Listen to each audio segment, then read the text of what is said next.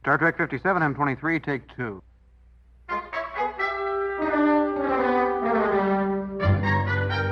It's got Star Trek. Episode 14. The Impossible Box, or How Loki to Scott His Groove Back. My last visit to a Borg cube was not voluntary. They called you Locutus of Borg. Injected you with nanoprobes, grafted you with synthetic parts, assimilated your mind with theirs. Forgive me, the Borg are mandatory reading in my line of work. It must have been awful. But this cube is cut off from the rest of the collective. They're outcasts, stranded, and under Romulan control. Maybe they've changed. Change? The Borg? They coolly assimilate entire civilizations, entire systems, in a matter of hours. They don't change. They metastasize. I'm sorry. No need to apologize. Excuse me.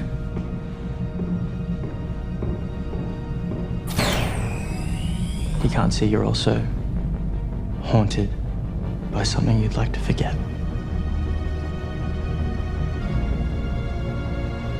Was I inbutting? That time, yes.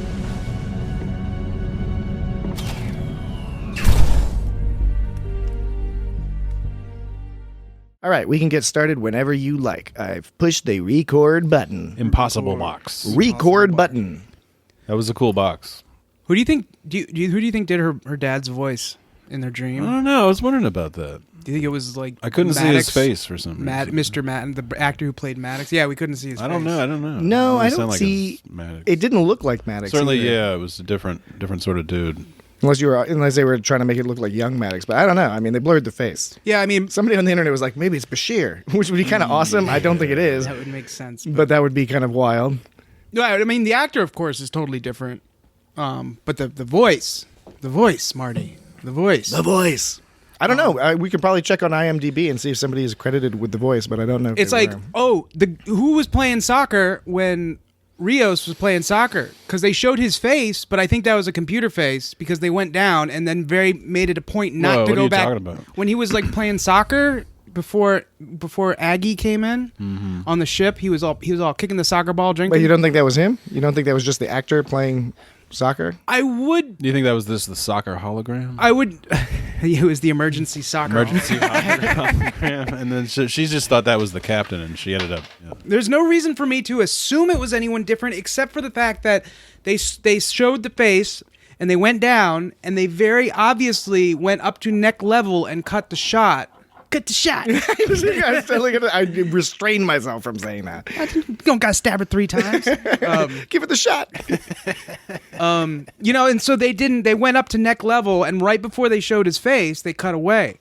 Now, if it's an actor doing those slick moves, wouldn't they make it a point to show you that actor's face more? I think you're probably correct. Yeah, and I think they did a computer That's a good face. point, They did a yeah. computer face because they can do a lot of computer faces. I was watching The Irishman; they had a lot of computer faces in that. Anyways, Yeah, they've done a little of that de-aging in Picard in the earlier episode. Yeah. All right, so the title, now we didn't know it last week, now we know it. the titular title. Impossible Cube, which Impossible I box. think that's a cool title because he's got his little Romulan toy. Oh, yeah. And then there's the Borg cube itself. Exactly. And then there's Narissa. Narissa. Yeah, because she's impossible.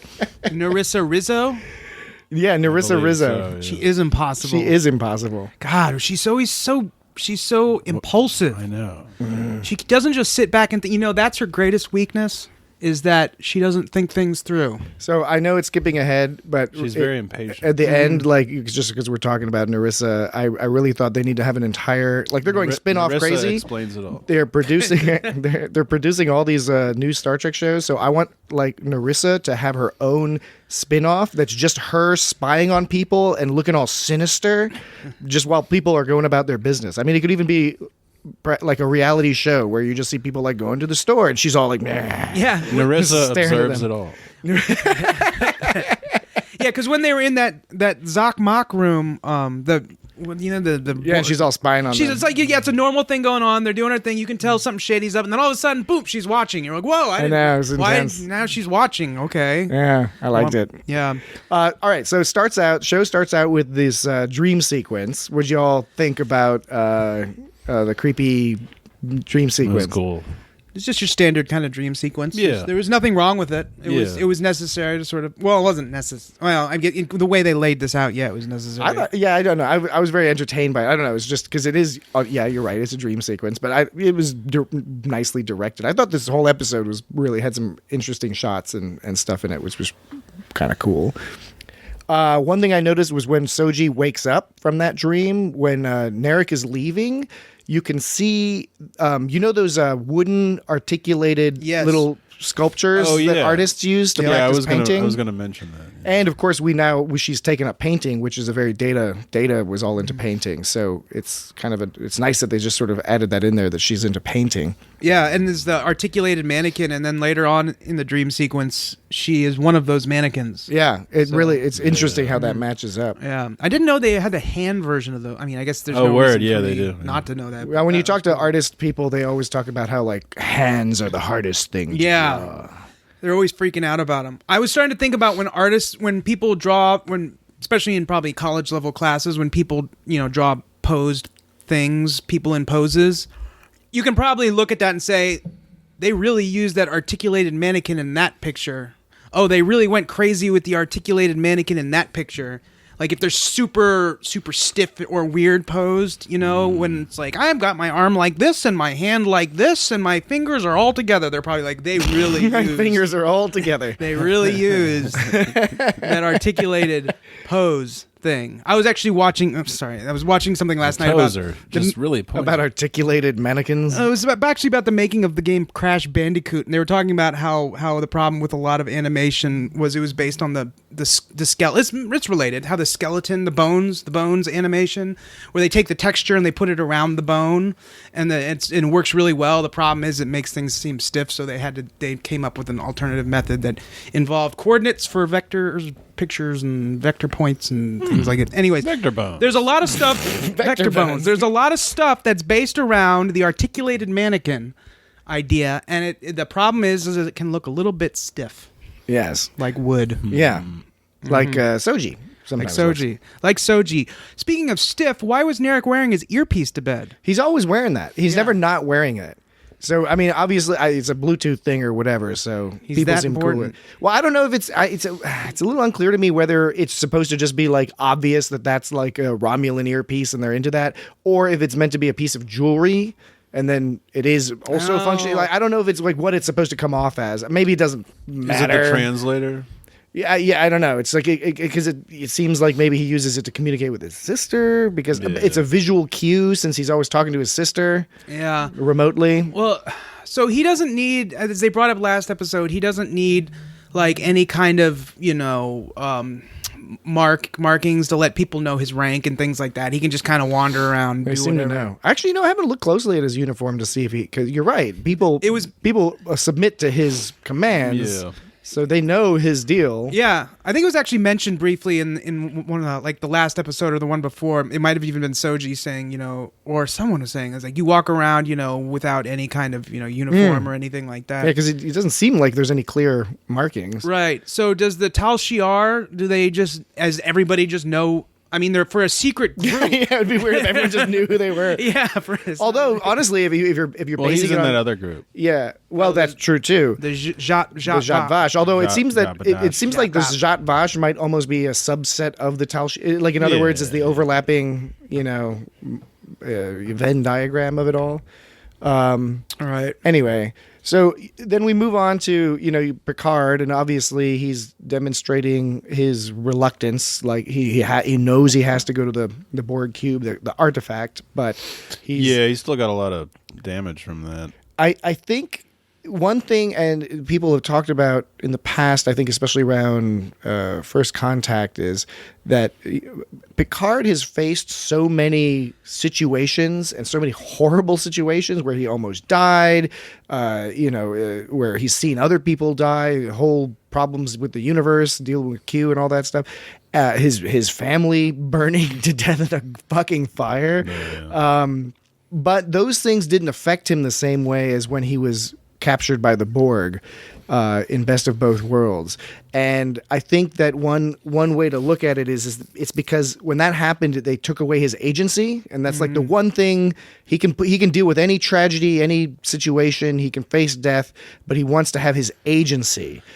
And even when he was in Chain of Command, when he was captured by Gul Madred, by David Warner, he was being tortured and had severe psychological issues with that. But even then, he still had some level of agency. He was able to laugh at Gul Madred and toy with him and etc. It's a great one. Yeah. So the Borg, it seems like the main difference is probably that's the key thing. It took away who he was and his power.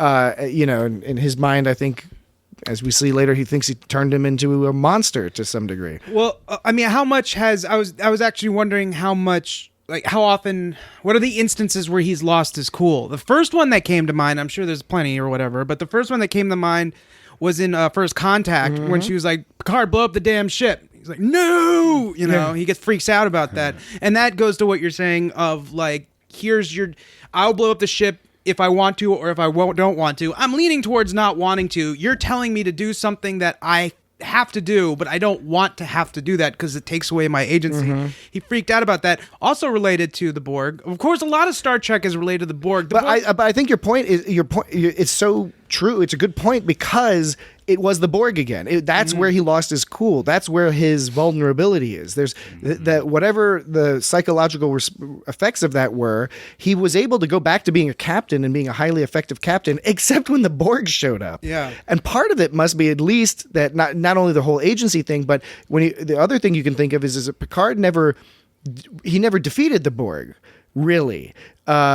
He was captured by them, and his crew luckily was able to come together and figure out a way to get him back, which is great. And then in First Contact, of course, they're able to set things right, but it's not like he defeated the Borg. Janeway kind of defeated the Borg, but Picard has some chip on his shoulder, I think, a little bit. The chip on his shoulder is not the correct term. There's some vulnerability related to that that he makes him really nervous every time he has to like even think about them, it seems. So like the Borg are sort of in check at this point, we assume. I mean, they're obviously not always gunning for Earth. Like, something happened and they're sort of, they're not really as a threat as much. The bulk of that comes towards the end of Voyager, where a lot of the end arc of Voyager is them dealing with the Borg, and then there's this other alien species that's actually attacking the Borg and is even stronger, called I think it's species 8735, something like that. I always don't get the number right.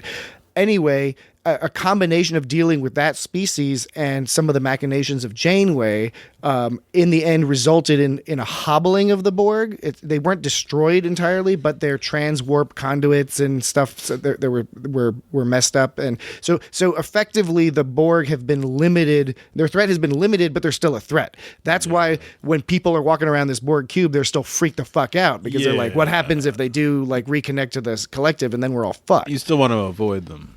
Yeah, Picard on that ship near the end, actually, when he went, that scene where he warped onto the ship, which had those weird bumply cubes. The wall was made up of bumply cubes, and it sounded like the sound effects were just dominoes falling. It made the sound effect. But that was interesting because these parallels, well, a bunch of there's influences of like, of course, Star Wars. That scene. There's like some Star Wars like bridge they're on. Yeah. But then whenever they're around the Borg stuff, it's always this kind of Matrix vibe too. Because like they're in this big long thing with all these pods of Borgs and stuff like that. It's like super severe technology. Super severe indeed. Yeah. I'm sure the Matrix super like sort of brutal technology. Yeah, right. It's super efficient. brutal. Everything's like all stripped down and they're plugged in and like all going from bottom to top. And I'm sure the Matrix, I can't quote where it probably got that from, but it probably got it from somewhere cool too. But that point, he did have a panic attack there too. Yeah, a straight up PTSD attack. And it zoomed in, it's actually, and then when it zoomed down, it even had like some kind of Matrixy trumpet thing going. Yeah, I really like that shot where it really made you feel discombobulated. Yeah, and I don't know who that Borg was that it zoomed in on when it went down when near the end when he went to ship and it panned and zoomed down like several rows and it zoomed in on some Borg face. Right, when he's looking at that one guy, yeah. Well, it was when he wasn't looking at that guy. It was like he had collapsed and had the PTSD. And the I agree. That was a little unclear exactly what was going on. And then and then right after that, it was he thought the Borg were getting him, and then Hugh was like, "Hey, dude, they're it's cool, just trying man. to keep you from falling. It's cool, man." Well, and right before that, before he even goes over there, we'd be remiss in not mentioning what I think is one of the best shots so far in this series. Oh, when he's looking at the computer. When he's looking at the computer, and he sees Locutus, and he's all feeling his face. I mean, you really. That was an icon because the original. What I thought was great about it is it's a kind of a bold thing to do, even though obviously it worked. Was that original shot of Locutus on the bridge view screen? That's the first time you see him, right? They don't know what's happened to Picard. The communication channel's open, and there is Picard. He's a Borg, and he declares himself Locutus of Borg, and it's terrifying. And that's the cliffhanger, right? That is an iconic shot in Star Trek history, and they take that shot and make a new iconic shot, which is the older Picard having that superimposed on him and wrestling mentally with what he knows he's about to have to deal with. I think it was interesting how everyone always talks about how Patrick Stewart never ages, right? And this shot really, he looked young, actually. That's a much younger Captain Picard. It's a much younger Picard, and like I said, the joke is Patrick Stewart always looks the same. He always looked 60 his whole life or whatever. But when you put it side by side like that, you can see very much. He looks super young. He was about 50. He was about 50 years old. Mm-hmm. I think at the time of the filming of that. So I always wonder. I mean, the question, like, this goes back to the TNG one encounter. It goes back to the T in TNG. The T in the NG. Put the G in TNG. God damn it. Sorry. No, please. No, that was cool. I was trying to think of something cool. Not cool. No, I was trying to think of something fun to say. We should account for the word next. As a follow-up to that. But I couldn't think of anything, so I was berating myself.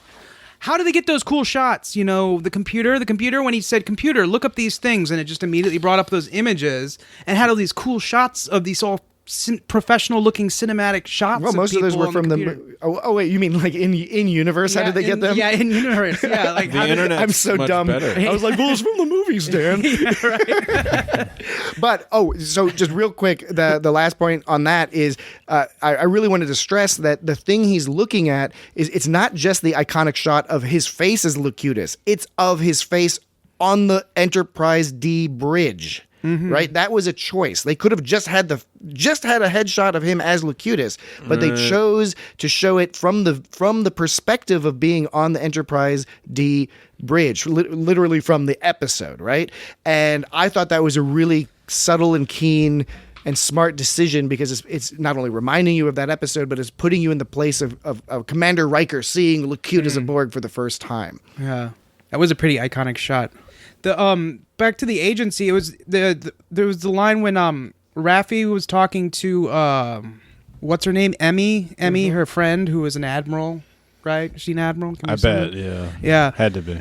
She goes, Picard, every part of that guy that's not ego is rampaging it. Yeah. Now, I know that was a joke, but I mean, what is the deal? The ego is sort of the common sense, the sort of thing that orchestrates It things. is the animal. It's the sort of hedonistic animal kind of just baser, and the super ego is the one that kind of feels guilt about the whole thing. If I think that's what it is. Yeah, and that's kind of accurate because I mean, like society. Picard is really sympathetic and empathetic to people, but he never really regrets his decisions ever. But he's always regretting other people's decisions. So.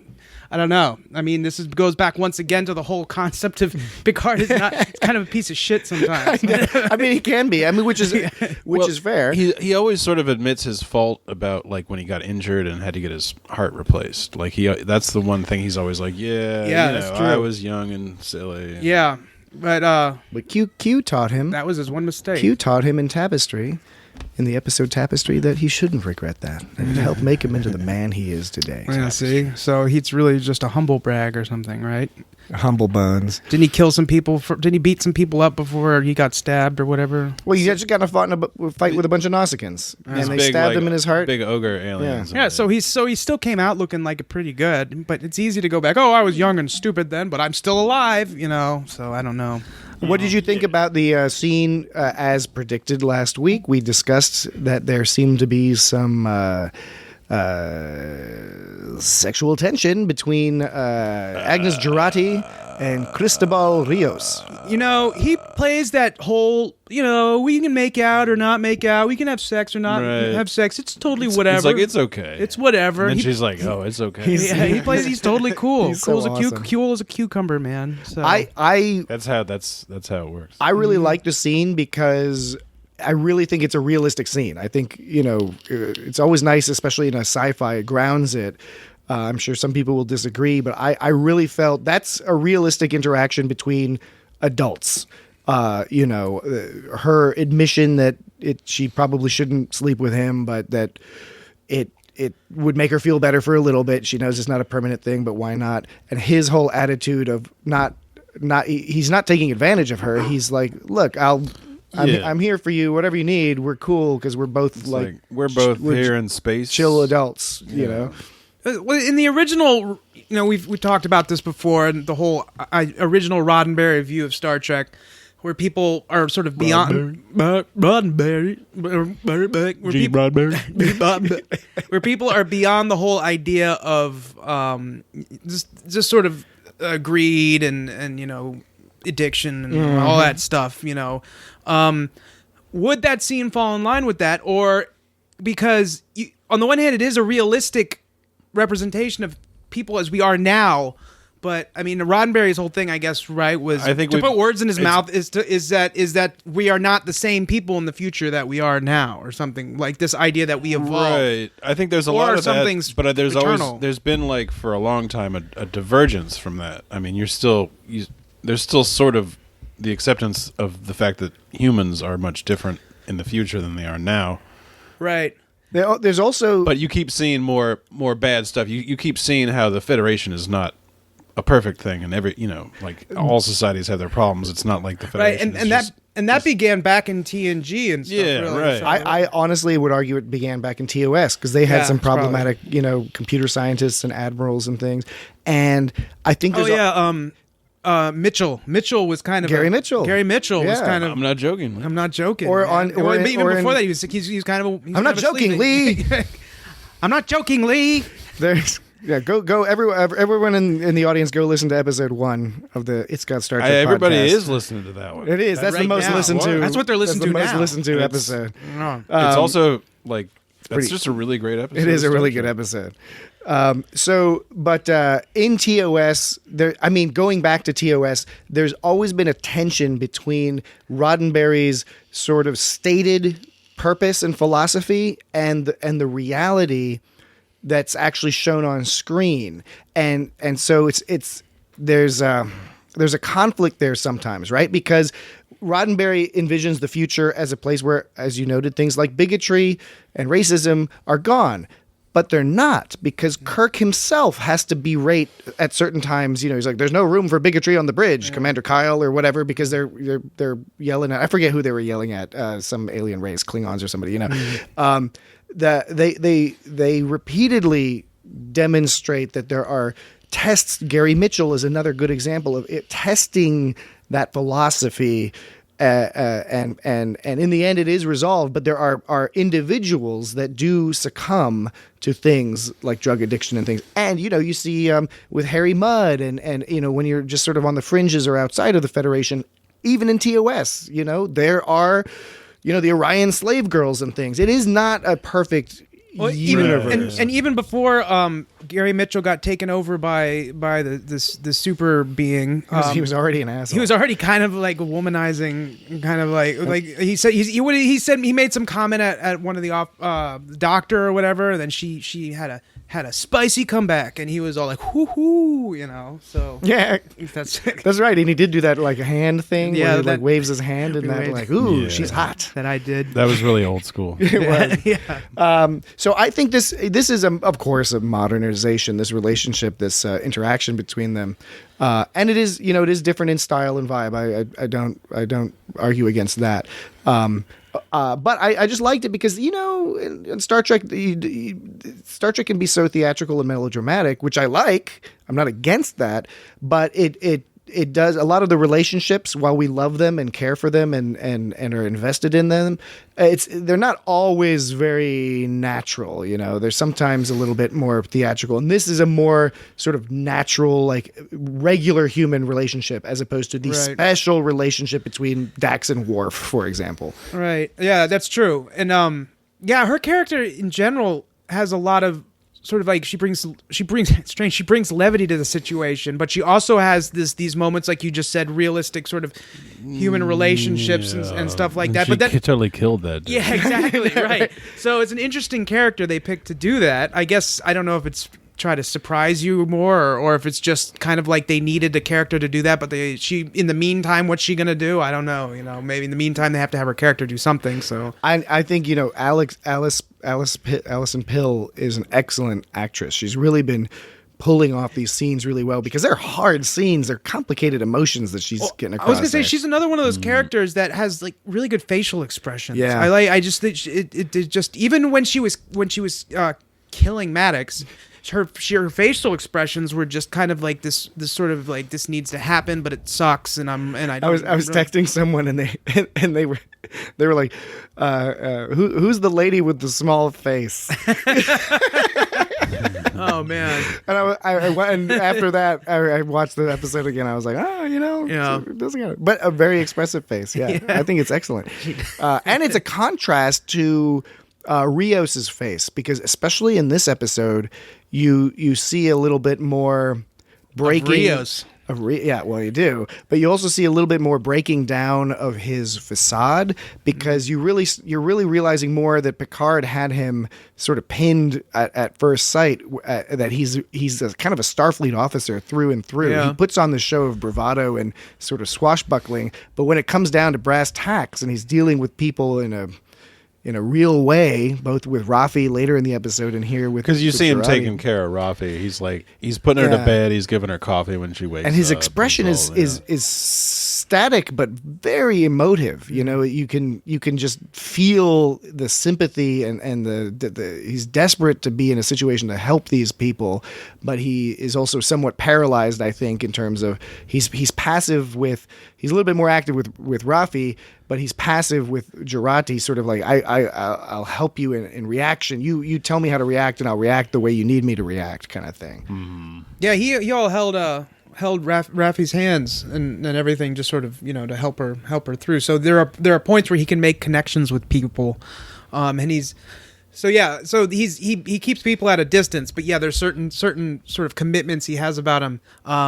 He was also wearing. I noticed that his pants he was wearing when he was playing soccer. Those you really paid real close attention. Yeah, I did. Yeah, I looked really close at that scene. I'm gonna go watch it later. Those are like the pants I would buy at the Army surplus store, and then I'd cut off the bottoms. He got them at the Starfleet. Did he cut them off? Did he cut them off? They look like cutoffs to me. So he went to the Starfleet PX, I guess. And he probably didn't have the guy. When I would go to that store, that guy who ran it was some old veteran guy. That one over in Annandale. Yeah. Oh, I know the one you're talking about. Yeah, he always stared me down, because it's like I probably was, because I'm like a total poser, right? I'm some kid coming in to buy some pants so I can cut them off. And that's wear all shorts. who ever goes in there. I know. I wonder if that's one of the. It's like when you run like a fancy cheese shop and people who come in and the customers that you don't think will appreciate the cheese or like buying the cheese, and so you have to sell them the cheese because you need to make money to run the fancy cheese shop. But then you're all bitter because you're like, those people don't care about my Gruyere. Yeah, they don't care about my Gruyere. That's a problem. They just want cheese. All right, so I you know the scene with Narek and Narissa when she's playing with his little box, impossible box, and it's got like a little ballerina. He comes in and he says, "That's mine. You'll break it. Give it back." It sounds just like my kids who are 6 and 9 years old. They're just brother and sister like fighting over something. I thought that was, and then there was just good writing. You know, I thought that was charming that they infantilize them. They're both presented as powerful, confident, aggressive, shady Romulans of experience with a grand plan to undermine something that we don't even know about. But then with just a few words, they can infantilize them by showing that their relationship, beyond being just sexual. Yeah, and then, like I was going to say, a moment later, they're caressing one another. I know, She's caressing him, and he's being weird. I don't Fighting know. over some weird little box. Yeah.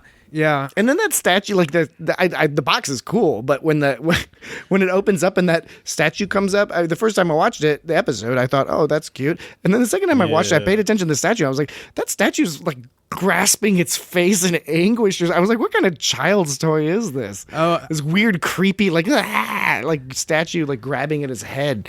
I was just wondering how it moved. You know, how is that thing? Where's the mechanics on that thing? How does it move? I don't know. It's an impossible box. It's an impossible box. Impossible box. It uses the state-of-the-art Romulan toy technology. Romulan sneak technology. So, yeah, right. And you have to wait for it to work, and it works. I mean, I know it's supposed to be mysterious, but what's it implying about Romulan history and their abilities and stuff like that?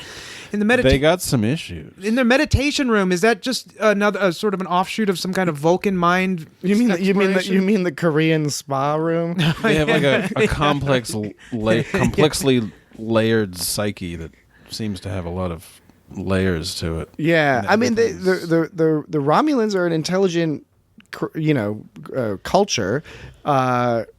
So it's almost like they have a cultural neurosis that requires things like these rituals and the that secret front door, and you have to be invited through the back door deal and this meditation stuff. Okay, so she was going through that thing, and she was actually like walking along a pathway that was carved out, and by the time that whole sequence was done, she had like walked back through like sort of the labyrinthy thing, right? Mm-hmm.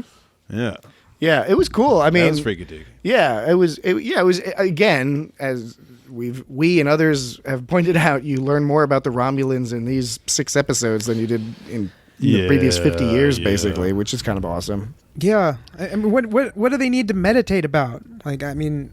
Stuff. They got a lot of shit. I mean, they're just trying. I mean, you think of meditation as a way all to those sort of secrets they're all keeping from each other. Right. I think that's it. I think it's just trying to keep track of your fucking. They're keeping secrets from themselves. Yeah, right. So they have to go through these things to be like, oh, yeah. right. It's all about focusing yourself and controlling your emotions and all that, which sounds very noble. But it's just like, I'm lying to motherfuckers. Right. I don't want to feel too bad about that. So I need to keep track of my lies. So I need some time to push my emotions aside, not so I can act more, what's best for things. It's just so I can be more logical about all my lies. I bet it's the kind of thing where they go to that meditation room right before they have to visit their parents for Romulan Thanksgiving. Yeah, I know. They just got to get all their shit. They got to get their shit all together. So they're just kind of like, I can't tell my mom about my Vulcan girlfriend or whatever, What was in that? It's like Vulcan Thanksgiving is probably not as cool either, but it's probably better than Romulan Thanksgiving. I wonder if they have better food. The only problem with Romulan, well, the thing is every time we see Romulan food, it's always just eating some like porridge out of a wooden bowl. But we have also not. They are like refugees. Well, exactly, but even in the past on TNG.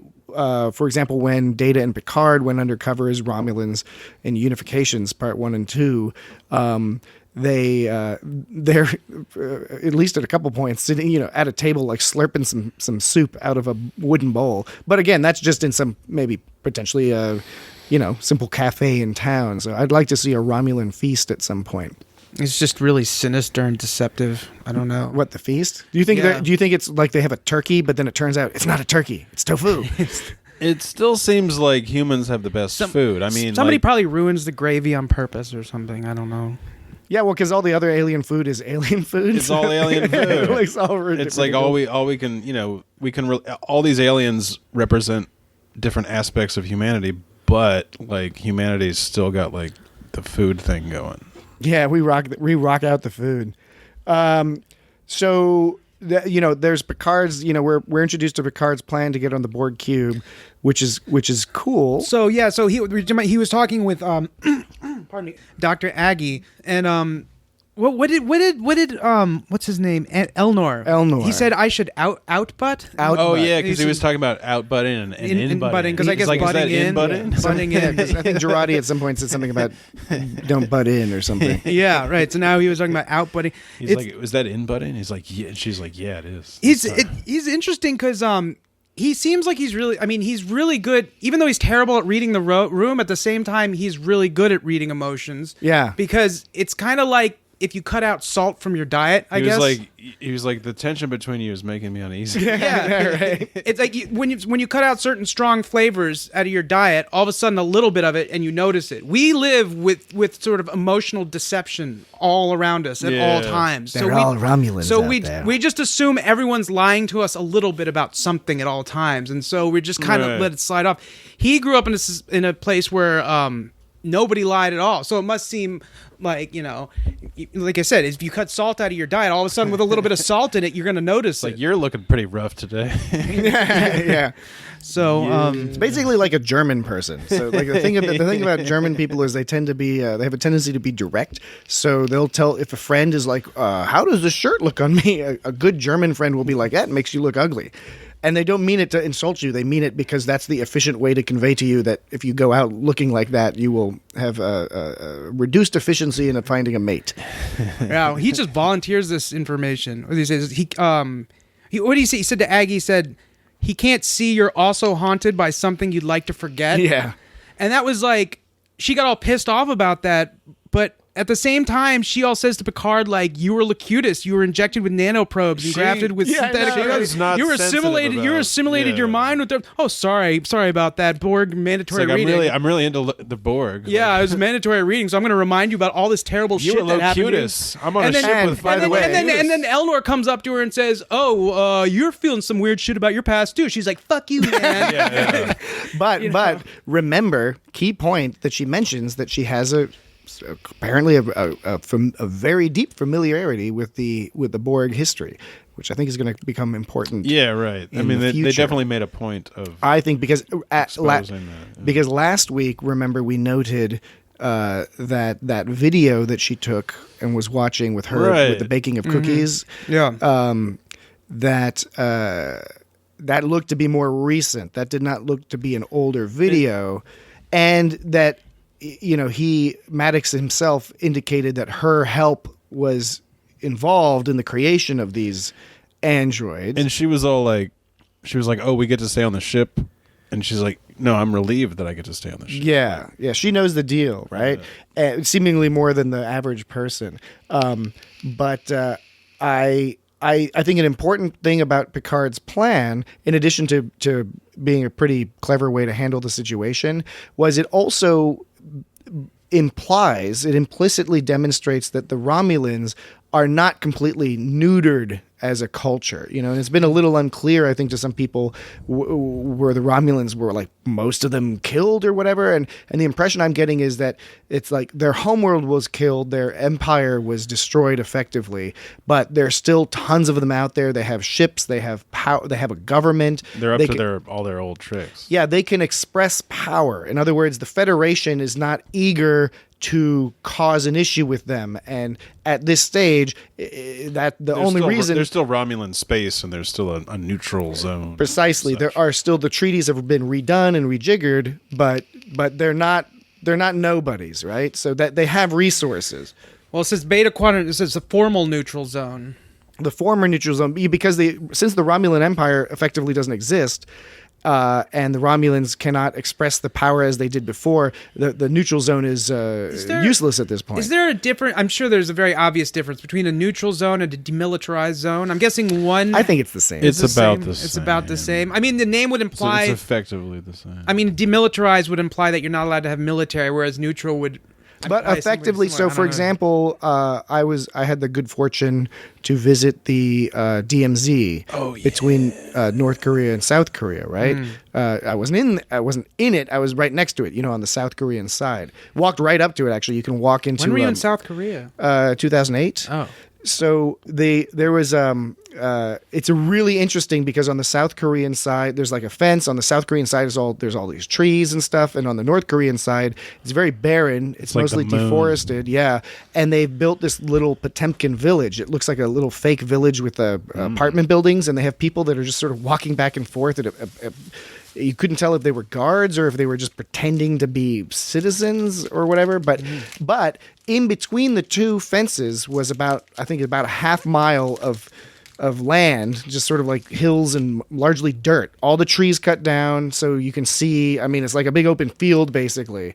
And my understanding from the tour and all that was that basically, like, anybody goes in there and they're like going to get shot basically, you know, that except for the part where they connect, they have these places where, you know, there's like a little building in the middle of it, and that's where they can go meet each other, so they can like go walk there. I think I saw something on Conan. It was some Conan O'Brien. I think it was Conan O'Brien, where he went to a building, and on one side of the building there was like a North Korean guard. Precisely. That's where they meet. And the other side was and like, what was that? And Conan's all joking around, but at the same time, I mean, I think the guards were getting a little nervous. Yeah, you can't fuck around. Yeah, I'm sure he knew, but it was still just like.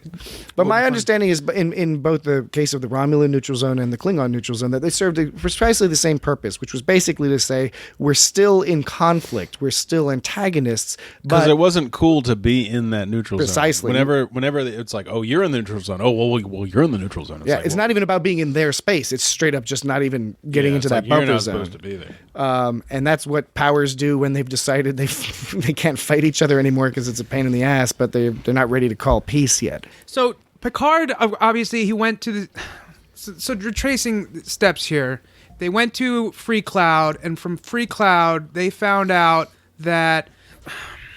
The cube. They found out about the cube. Well, yeah, from Maddox. They picked up Maddox, and he told them about the artifact. Right. That's right. And so they went to the cube, and then he finds that he sees Hugh when he's Google searching. He sees Hugh, and he's like, cool. And he was like, I got to go meet with Hugh. He doesn't necessarily have a plan. Like, he doesn't really know what he's looking for. He's just sort of bebopping and scatting. He's just yeah, exactly. Bebopping and scatting. He's snooping around. He's Google jazzing. I think when he sees my jam when now. he sees Hugh, I like it. When he sees Hugh during his research, it's two things. First of all, he's struck by, he's seeing Hugh, both Hugh as he was when he first encountered him, and then Hugh as he is now. And then he also learns that Hugh is in charge. And he might have already known this because he might have some information on these people. Like a lot of the stories so far, it's, here's a person I have a relationship with that I can manipulate. Or not that's not fair. Take advantage of. You know? Pretty much. Exploit. I've got an in. Exactly. Yeah. So I've got an in with Rafi. I've got an in with Hugh. I've got an in with Riker. See, that's why he was so satisfied when her son rejected her, even though he didn't know that's what it was. He knew it was something serious because she. Rafi can do all this crazy Starfleet intelligence. Yeah, and so he was glad when she got rejected and went back miserable because he got to exploit her. I mean, that's obviously. Jokey, haha, but she did go. By the way, she did go back to drinking and smoking. But I don't know if it was ever implied that she ever stopped. I don't think she has a problem with like some other kind of snake grass. Snake leaf. She it's perfectly acceptable apparently for her to keep drinking and like smoking. It's like perhaps some sort of the benzos. She got to stay away from the benzos. Yeah, it's the benzos. I think it is bad to mix those with alcohol. Like quite seriously. You probably should not do that. Well, I mean that's what she had the issue with. I think it's like you were saying. Trying to figure out what her drug problem was. It's like you were saying last week. Because you were talking about how she was telling her son that she's clean. Yeah. But of course, I it's not that I don't think she was clean. I think she quit drinking and doing snake leaf for like 3 days and was like, now I'm clean. Yeah. And then when that didn't work out, I think it's totally not unusual for a relapse. Maybe that pen's got some snake leaf in it. Yeah, that pen is definitely snake leaf. Doesn't have to be nicotine. That's definitely snake leaf. I mean, there's got to be restrictions on what you can replicate. Although. I don't know about that. Yeah, because if this is Rios' ship. This is not a Federation ship. Right. And if Agnes was able to like shut down the emergency doctor on command, like why wasn't anyone like why'd you shut the fucking doctor down? No one came running in the room and be like, hey, what's going on? And I think it's important to note that she okay, two things. First of all, yeah, she turned off the EMH. I think some people on the internet have been saying, like, that's ridiculous. Well, there's clearly an emergency. Well, again, A, it's not a Federation ship, and B, the EMH has always been shown to be able to be turned off at any time. It kept popping up, and she kept turning it off. And the thing is this is an aftermarket, like, you know, secondhand, like, reprogrammed EMH stuff.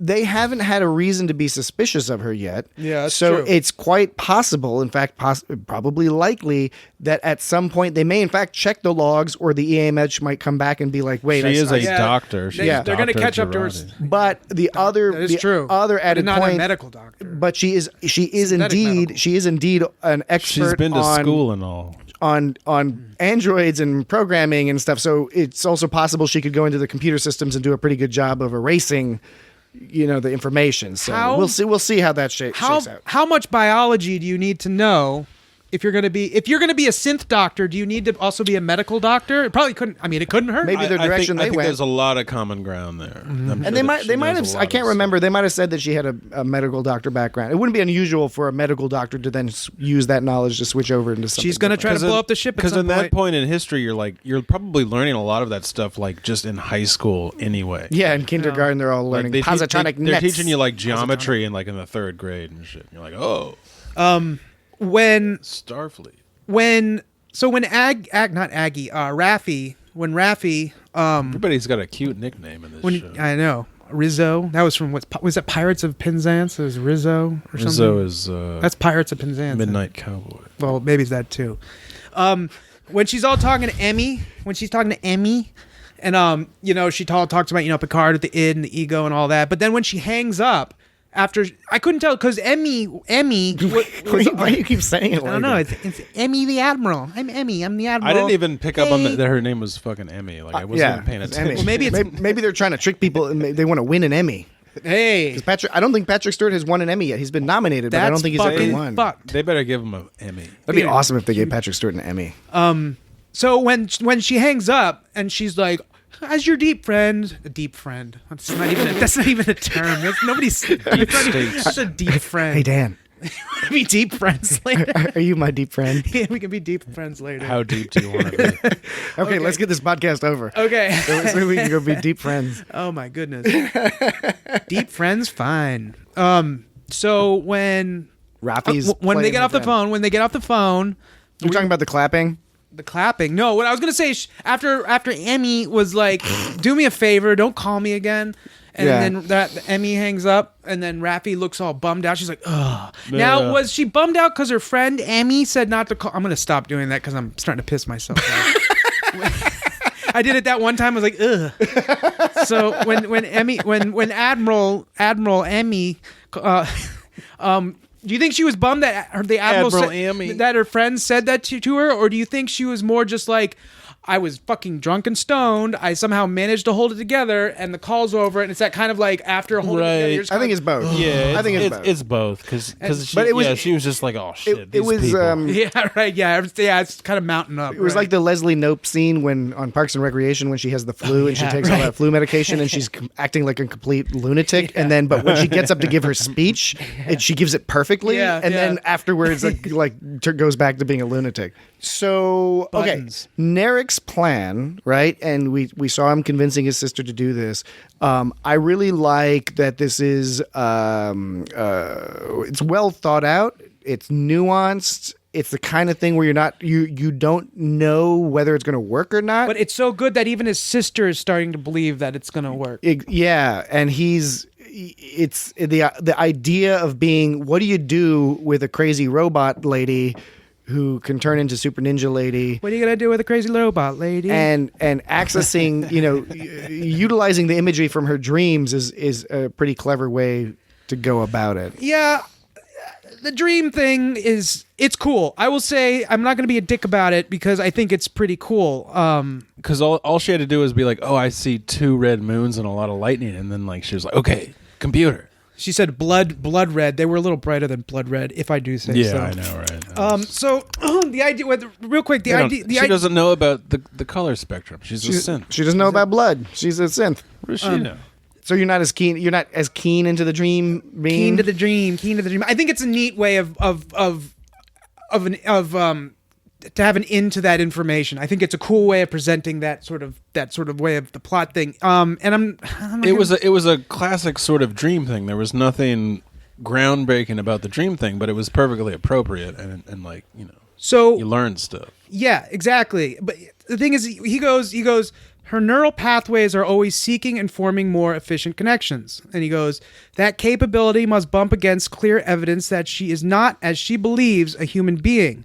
That cognitive dissonance must go somewhere. Cognitive dissonance, the conflicting idea of, like, you know, what you are and what you think reality is versus what reality is. There's some part of her that understands that she's not. I guess in psychology, it's cognitive dissonance causes stress because it's sort of like when you have two like opposing beliefs, sort of like you believe one thing but the reality is another, so you're forced by some other. You're forced. Like to realize the evidence of a different reality, but try to force yourself to believe a different one. And the stress can come from the literal mental effort in maintaining the internal delusion, right? To maintain, because you want to believe the thing you want to believe, despite the fact that reality is in some cases anyway repeatedly showing you that you're incorrect. I think what's cool about that is that he's talking about her, this is an android and this is a programming and it was all done on purpose. But as you're noting, he's simply describing human psychology. Right. Yes. Right. And so, well, first of all, it's kind of fun to think about, you know, on one side, it's like, yeah, it's human psychology. So does that mean our dreams are really the truth and, you know, all that kind of stuff and reality is bullshit? And really hope not. Yeah, I hope not too. I don't think they are. But so he goes on, he goes, when she dreams, I don't even have dreams. She's reconciling. You don't? Not a lot. I dream a lot. It's a lot of THC. Oh, yeah. That'll do it. The dream suppression leaf. So he goes, when she dreams, she's reconciling the two views of herself, human and synthetic. Bits of truth are trying to find their way to the surface. If I can get her to tell me about the dreams, I can access her underlying engrams. I actually looked that up. Engram is a hypothetical permanent change in the brain accounting for the existence of memory, a memory trace. So I guess just a memory fucking does something to your brain. And it's come up in Star Trek a number of times before, not just with Data and with others. In fact, the Romulans, you know, when he says that it's later in a little bit, he says it's possible that your memories have been implanted to trick you. And this is before she realizes she's an android, of course. That's part of his subtle plan is I want her to be suspicious about her existence, but I don't want her to be revealed as an android yet because that's what's going to trigger her into ninja mode. Yeah. And the thing is he mentions the engram thing, which has a connection to the Romulans because that's what happened to Geordi LaForge in the TNG episode The Mind's Eye, where he's supposed to go to some conference on Ryza or something, but he's actually captured by Romulans and they put fake memory engrams in his head to trigger him to become an assassin later. So he's simply referencing something that he knows full well is an old school Romulan technology trick. That's what I think is really cool about his plan is that it's subtle and it's not guaranteed to work. And in fact, in the end, it doesn't entirely work. No, his plan is good. His plan is solid. And as you just said, he said, as you said, I thought it's funny, they go, without triggering her self-defense and subroutines. That was like the ninja mode you're talking about. They're always talking about subroutines all the time. Subroutines. So basically, she was programmed to dream, right? It's not like some side effect. It's not a bug. She was specifically programmed to dream. In order for her conscious self to sort of discount or ignore the truth that is like, you know... That's Narek's theory, anyway. That she sees. That's his theory.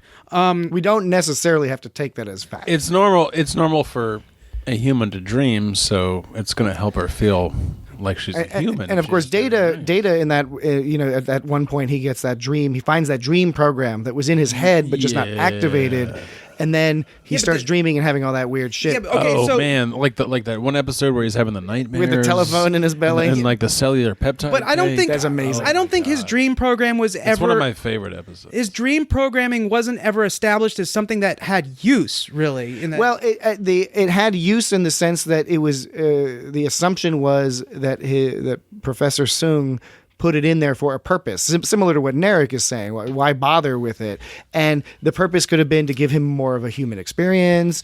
It could have been like in that particular episode, it is his subconscious trying to inform him of something. In that case, it's Leechy aliens. The difference between Data and Soji and Daj, though, is that Data is fully aware of what he is. Yes. And that's what kind of makes Maddox fucked up. Yeah, right. Yes. Because exactly, like Maddox, this whole thing is he's trying to sort of not know that it doesn't matter if they're or human or android or what, but he's trying to make them think something else. It's fucked up that Maddox tried to trick something into thinking it's something that doesn't like to be tricked into believing that it's not what it is, which is a human. Yeah. You know, so and programming it to go batshit crazy if it does figure it out. Yeah, however, that too. However, that activation shit. However, very well stated, but devil's advocate, you could also argue that when these people, these synths were created, it was in a period where synths were banned,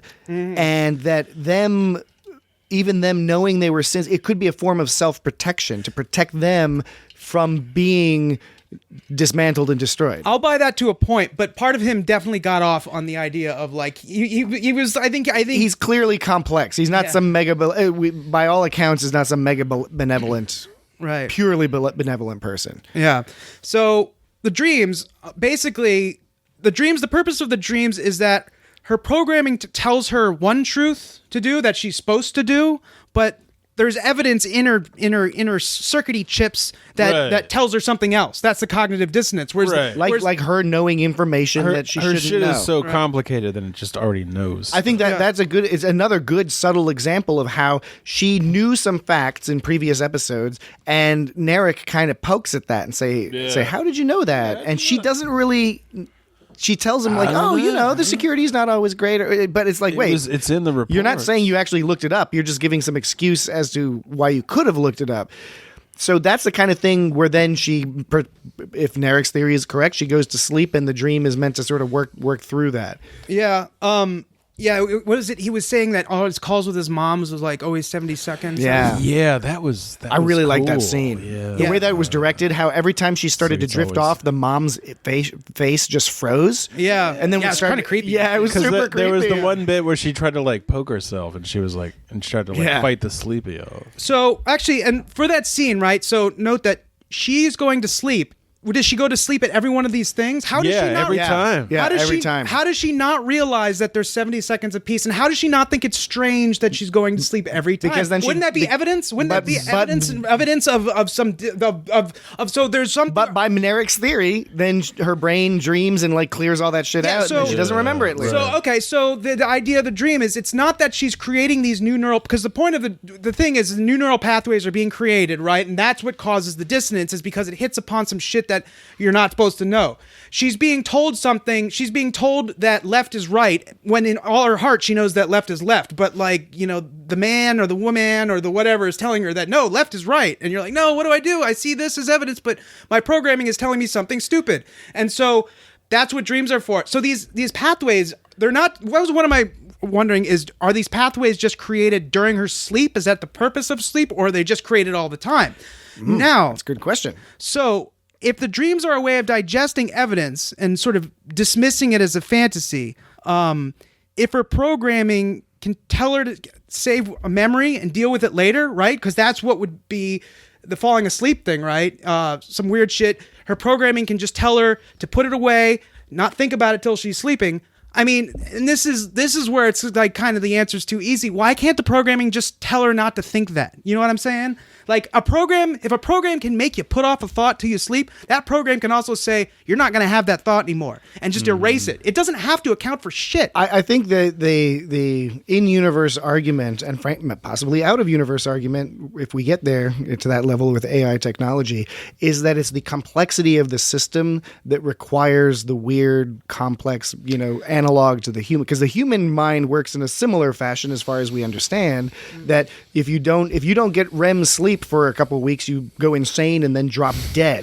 Like your brain stops working. There's some function it serves, and for the purpose of this story, they're utilizing this certain function. I think the other point to make is that she's not saying she's had this exact dream like her whole life. She comments that recently, she doesn't specify whether it's the last couple of days or a couple of weeks, but she said recently she's been having this particular dream. So I think we can assume that she previously had other dreams, or maybe the dream is she was only remembering it because of she's starting to think about exactly. stuff. There's an increasing amount of evidence. Like I said, recently she got called out for knowing some shit that she didn't know why she knew it. She's a doctor. She's not stupid.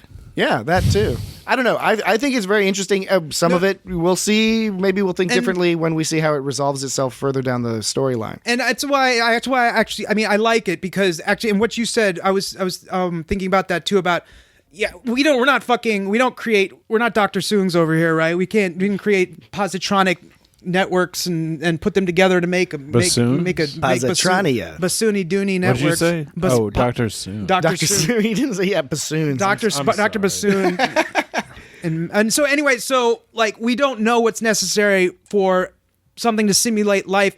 I mean, the thing is, as Narek was saying, synthetic life only does what it's programmed to do. It's just weird that why does it have to digest that information at all? But yes, maybe that's the part of that side effect of it has to somehow, because that's also what it allows it to act like a human or something like that. That level of sophistication might simply require that sophisticated it's just going to happen. Yeah, and if it has to digest it, it would make sense to a dream, because you could have all this crazy shit happen in a dream, and you can be like, oh, well, that's just a dream. It's some bullshit anyway. Right, so it's a way of presenting it to you in front of your eyes and dismissing it. But that's why we got to listen to our dreams more, man. Is because we have to, man, we need to get to outer space, man. Just that snake leaf, man. No, when the podcast is over, we're gonna get what was it? We're gonna become deep friends. We're gonna get deep friends, and we're gonna go to outer space. How deep did you want to get? As deep as you want. As deep as outer space. As deep as outer space. But I mean, that's where the sort of analog between the robot dream and the human dream ends, though, because obviously our dreams are not just the truth that the reality is actually. And we of course have to point out that this is very similar to Blade Runner in part, but specifically Philip K. Dick's Do Androids Dream of Electric Sheep, because the dreams serve an interesting sort of metaphorical function there. This is a little bit more techno-babbly style, but it's in the same kind of vein. I thought it was a cool way of putting it together. I did like it because I thought it was a really interesting way, because that plot point had to be addressed somehow, had to be digested somehow. I thought it was a pretty creative way of going about it. And a lot of this episode, if you look at a number of these characters, we're focusing on their mindset, because of course Soji is the clearest because it's all about her dreams and what she's thinking. But with Jurati, she's kind of having some sort of PTSD after this murder and is dealing with that. So we see her have flashbacks, quite literally flashbacks. And then with Picard, he has the flashbacks to the Borg and getting, as we referenced earlier, he has this trauma from the Borg. And the thing is we've seen that before in First Contact and with 7 of 9. It was a similar thing where when they're good most of the time, but when they get close to the Borg, when they consciously are aware that they're about to interact with the Borg, they start getting that. And there's been a long discussion about since First Contact, I think, is that Picard having just a mental flashback? Is it there's that connection because he has that connection with the Borg Queen? Is there still some stuff stuck in his brain? But the idea being that when he's in proximity, when 7 of 9 is in proximity to the Borg, they have these flashbacks, and then that of course is leads into when he actually gets to the Borg cube and has that sort of PTSD attack. So they talk about how. What was he saying? If you're a Borg, you just know all the other Borg, right? We kind of knew that we're in the connection. Yeah. But does that carry over after you're no longer a Borg? There was that one guy that looked over. Because they knew their way around the ship already. And they knew their way. This is where the Queen is. The Queen was like a standard. The Borg ships are presumably relatively standard, right? Yeah. When they said Queen cell, I kept thinking of First Contact Queen, but apparently that was not that cell, because was it? I'm sure it's the same. Was that the one where because I thought it was, but then they were saying they'd never been there, so I was confused. And I think there could be more than one Queen. The idea was it was an updated. It was a newer class of cube. Yeah. It was, but they still knew the architecture. But that was supposed to be in the style of the room where when the Queen gave Data his hair skin. Yeah. And we see that room a lot on Voyager, because there's a lot with with the Borg Queen on Voyager. But I got to say that now, first of all, Jonathan Del Arco playing Hugh is amazing. And I thought that his him coming through the fog, first of all, that was a visual similarity to Captain Kirk in Star Trek II, right at the beginning of the movie when they're going through, the Enterprise is destroyed during the Kobayashi Maru, where Savick is in command, and it turns out it's a training simulator. And then the door, when the simulation ends and all the crew is quote unquote dead, the doors open up and Kirk walks in, and you just see his silhouette with a brightly lit, like kind of fog coming through in the background. I thought it was very similar with Hugh coming on board, and then hugging Picard, which I saw a tweet from Jonathan Del Arco that said that was not in the script, but that he thought that he was talking with Patrick Stewart and thought that they, we need to like shake hands or something. And Jonathan Del Arco said, would you mind if I hugged you? And Patrick Stewart thought it would be a cool thing to do. And Del Arco mentioned that he thought about, his father passed away a number of years ago, and that he thought, like in that moment, he was like acting like, how would I react to seeing my father? Because even though in the episode I, Borg, where Hugh gains his individuality, Picard was in fact against him for the majority of the episode. I think Hugh really does see Picard as the person who ultimately helped liberate him, because it was Picard's decision that gave him his freedom. Yeah, in 709 was talking about Icheb was like her closest thing to family. Mm-hmm. Now that was more of like brother in arms or whatever, I guess. He was more like a son to her in a way because he was so much younger. than her. Yeah. But Picard was like basically he was sort of savior figure, I guess. Yeah, so that's a little different. Yeah. But it would make sense that they would be. They'd have a close relationship like that. I thought now, Del Arco, when he was giving, or Hugh, when he was giving Picard the tour, and he talks about how giving a name to something can be the first step in forging a new identity. Mm. And it really made... I never had a problem with them calling the Borg cube the artifact before, but I wasn't exactly clear where they were coming from. And again, as we've mentioned before, Picard has been doing this storytelling device where they give us the information backwards, where they give us sort of they show us what's happening and then they explain it later.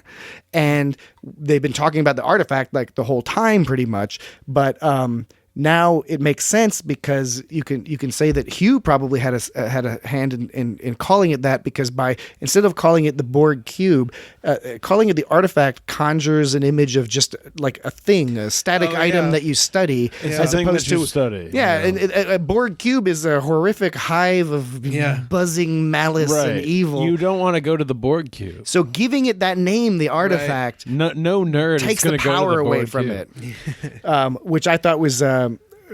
Super cool. I thought that was a really interesting thing. I really liked all the scenes with Hugh and Picard, and I think the other key scene in this show, and by key scene I mean not just for the plot of this episode or this series, but for the arc of Picard, is after he's taken this tour, and Hugh has shown him around a little bit, and Picard says, they're victims, not monsters. You see, he's really realizing that.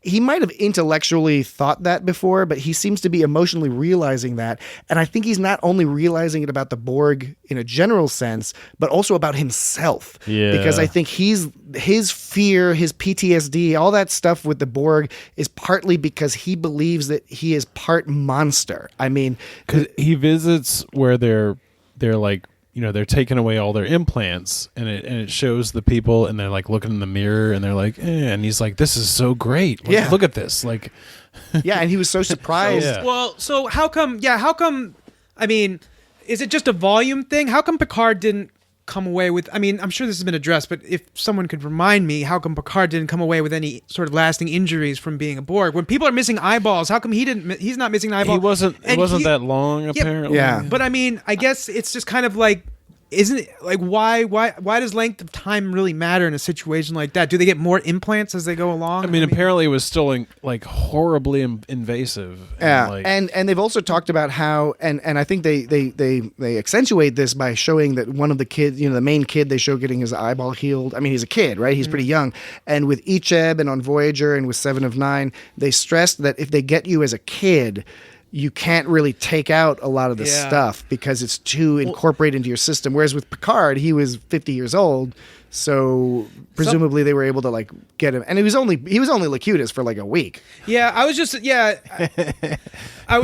But there was that dude like towards the end, and he was like Locutus. Yeah. Okay, so that guy, who was that guy? And that only made he knew he was Locutus. And it was because they brought up the point earlier that once you're a Borg, you just know everybody. Yeah, but like, how does that memory carry into regular? I have that question too. Does Picard only remember the people who were Borg at the time that he was Locutus? And does he still? He's part of like the history of the Borg. And does he still? And will he still remember all thousands of them that he's seen? If he sees like a room full of 1,000 Borg, he'll be like number 3, number 8, number 12. He seemed to remember them as Borg because when they were trying to help him, and he was all flipping out. And he was like, "No, wait, they're just trying to keep you from falling." And he was like, "Okay," because they were kind of like flashing back and forth. He was seeing them as Borg. Yeah, but I mean, if I'm connected by a mind network, yes, I will know every single fucking person in the Borg cube. But as soon as you disconnect me, there's no fucking way I'm going to remember all that shit. Yeah, I'll remember where the Queen's cell is and shit like that. But your mind remembers. How is it going to remember? Your mind remembers. I don't remember all sorts of shit. It's still a human mind. Yeah,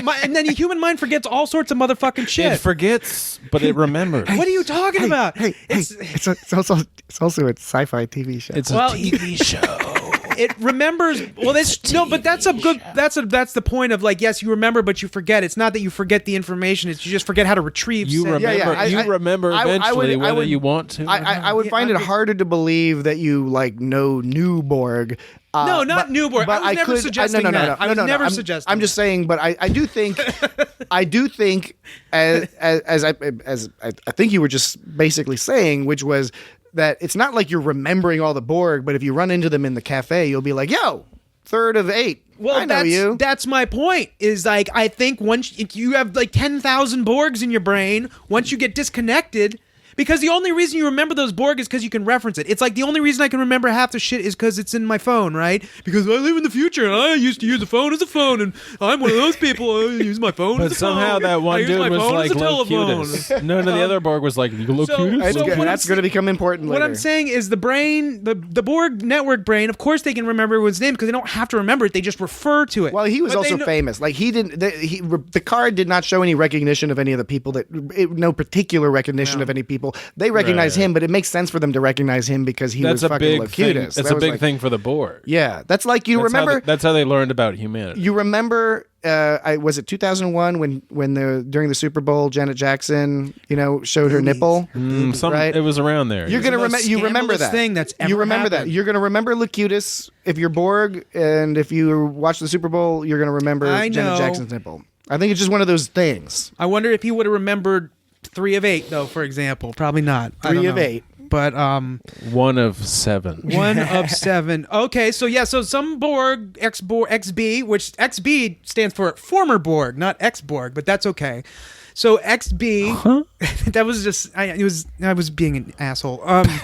Hugh was talking about XB, and Picard's like, "What is XB?" He's like, "Former Borg." And another example of them using that term and then explaining it later. Like in this case, of course, it was obvious what it meant from the beginning. But again, they keep doing that. They're not like explaining it at the beginning. They are using the information and then defining and providing context for the information later in the story. Oh no, that is good because it doesn't stand out in your face so much because it they try to casually sort of mix it into the conversation.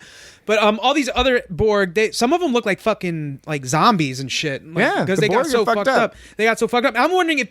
I mean, I don't know why a week versus a month would make a difference. Maybe your body grows around it more. It's like your muscles atrophy, your brain atrophies. You're just not used to it, and it depends again if they get you young or old. Do you think that if they had more resources, like because Picard is so awesome, they gave him more Borg money, ex-Borg money to like take the brains out of put his brains back in his head? Wait, how do you think this process works? He's just taking brains out, switching brains back and forth. In order to make it normal, you have to take all the brains out. Then you have to take the things, you put the brain. Okay. All right. Anyway, let's move along here, right? So we have. I just want to know if more money can make the Borg go away. I don't know how that works. That's not how it works. I really don't know how that works. If that's how it worked, then Okay. Those red The zoomy- Ferengi could have taken care of the Borg. So we should get through the Narek stuff because we touched, of course, on the Korean spa Romulan meditation corn maze. Word. But we didn't get to the end of it, right? Which is obviously he confronts her and gets the information and then sort of says, you're not real. Yeah. And which was interesting because clearly his sister is correct in that he has developed feelings for her. Yeah. He's still going to go through with his mission, but he's not happy about it. Yeah, he was all crying afterwards. And he uses that, his puzzle. It's very similar to what's the device used by Shinzon in Nemesis to kill everybody in the Romulan Senate near the beginning, where a little device pops out, and it was some sort of like Theralon radiation, I think it was, that killed all the Romulans.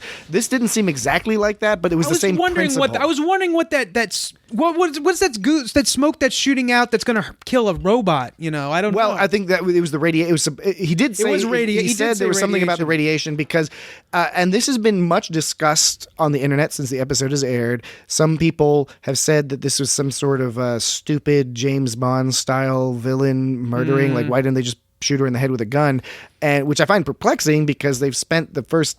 We saw right from the first episode that as soon as you try to, shoot these people in the head, they flip out and go crazy and turn robot mega super ninja subroutine action. They're subroutines. So It's their subroutines. his whole strategy was centered around getting the information before she realizes shit and then getting the fuck out of there. Yeah. And the mistake he made, if he made So a it's mistake. fucking wooden floors he had, man. Well, there's that partly. It's also that he didn't necessarily have to tell her she was fake. Yeah. Which probably accelerated the thing. Well, Maybe he wanted her to activate. Well, I mean, first of all, fake is like, you're not real. That's a little harsh. I mean, yeah. It's like saying pro wrestling isn't real. I mean, it's scripted, but it's still real people. It's real people doing real things. Yeah. I mean, it's like it's not like a fucking hologram. He should have just said, "You're a lie," is what he should have said, or something. I don't know. Anyways, but the point being that he probably, because he cares about her, had this moment of honesty with her, and the fact is it still triggers her because he told her his real name, Rayan or something. Yeah, and he's all upset out there. Sounds but French. I also think you can point out that the Romulans are by nature, they are theatrical and dramatic, and they like doing this type of stuff. But it made sense. His sister tried to send people and shoot this girl's sister in the head, and they all died. Or pretty much all of them died, right? So She maybe activated right that away, didn't work. and she So was he kicking decided ass. we'll kill her with this radiation goo, and she'll just like be dead because she's a robot, and it'll mess up all her doodads and woo-wahs. But he didn't figure on her. She dug through the fucking floor. I know. That Did you was ever pretty see fucking intense. That was tight. Did you ever see the movie Ex Machina? Yeah, I love Yeah. that. It's an amazing movie. It's really good. There's a scene. It's not quite the same, but it reminded me of the scene for whatever reason of the AI robot. She's all like punching at this door, like with both fists. She's like back and forth with both fists, except she's like doing it more. But like it just made me think of that for some reason. Just this like figure that doesn't look very imposing, suddenly just going ham on the floor or whatever, or the wall. Going ham on the floor. Ham. So, I mean, okay, real quick music question. Well, the cello cues in that scene sounded really familiar to me, but I couldn't tell if they were a riff on the TNG Romulan music or what. And listeners out there, if you have an idea, please write in and let us know, because that was something let us know something. I really love the music, and sometimes I catch where they're using themes, but there's sometimes where it seems really fucking familiar to some old Star Trek stuff, but I can't quite grasp it in my brains. What stuck out to me in that episode is there was 2 points, and I'd have to find the exact times they happened, but one was near the beginning when they were under the sheets, when Narek and Soji were under the sheets doing their thing. It was when they do that. I don't think that's what was happening. No, when they do that thing where they take the sound and make it go backwards, and that happened near the end. Except it's like just a sound. It's almost like a cello or a violin going backwards for like a half a second. I didn't notice that. That's it creeping happened me out. once at the beginning near there. There's just a point. It goes. And then near the end, when he's talking to his sister, he goes "Meow." Again. I'd have to find him, but I remember it, and I would be able to look. Maybe that's the sound he makes when he comes. Maybe it is. But what I was saying before is so Narek and Aggie are like similar characters because they're both kind of like these soldiers that are fighting in this mission to help the greater good. Not because they're evil. They're not evil, right? Because they don't really want to do it. They feel like they have to do it. Right. And what makes them redeemable is that they really don't want to do this shit. It seems like. Yeah. But do you think Narek is more just he's crushing on her? You think it's more that?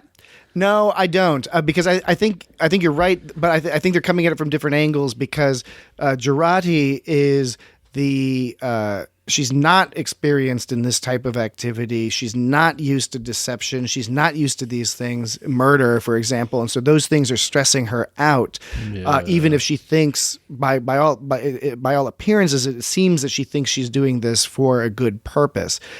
On Narek's side, it's the same thing, although his good purpose is like the typical evil villain good purpose. The good villain always thinks they're right and doing the good thing. He's probably not used to like all of a sudden falling in love with somebody. Yeah, that's probably throwing him a lot off. I think it's a dual thing, and I don't know. They both have the same mission, which is to try to get rid of these synths. Yeah. To keep this. There's some sort of sinister fucking truth that nobody knows about, and they both know it. Break your mind. And they're trying to destroy all the robots. Will destroy your mind. They're trying to kill the robots because they don't want the world's mind to be destroyed or something. And Aggie's with the Federation, and he's with the fucking. It's possible. I don't want to. I will freely admit I might be overreading into this, but I get the impression from Narek that part of it is that he has developed feelings for Soji. Yeah, I do think that. But absolutely. I think pretty obvious. Yeah. But I think that part of why he's developed feelings for Soji are also because he's started to develop a respect for the artificial intelligence, right? So presumably he's going into this being like, fuck these creatures, these its, they need to be destroyed. That's clever. And now he's like, holy shit, this is a very interesting sex doll to talk to. They're having dreams and, it's like a human. It was the first time he got shaken by her at the beginning, though. I can make her cry. When she made him the equivalent of cry at the beginning, which was when he was letting his guard down, when she asked him for his true name. Mm-hmm. So that fucked him up. And so they were saying, another bit that the Romulans were learning about is they have the friend name, the family name, and the true name. Now, is the true name... there's all sorts of questions you could ask about the specifics of that. But when she's asking for his true name, that's a little presumptuous, because isn't that essentially basically like asking for someone's hand in marriage? Yeah, and they've been like dating, they've been like sleeping together for like 3 days or something. Yeah, exactly. Pretty much. Yeah, not much time has passed. Yeah, so I thought that was... He is very charming looking, though. He looks like a mouse. Yeah, a charming mouse. You never were attracted to a mouse? Like, Gadget on Tailspin? Oh, I guess she was pretty Or cute. Chippendale Rescue Rangers, I should say. Yeah. Because, her big ears Tailspin, she was a bear. Breasts. She was a bear in Tailspin. Yeah, and in Tailspin, I'm less interested. Yeah, no, yeah. Gadget, I can go for. Yeah, Gadget is just all right with me.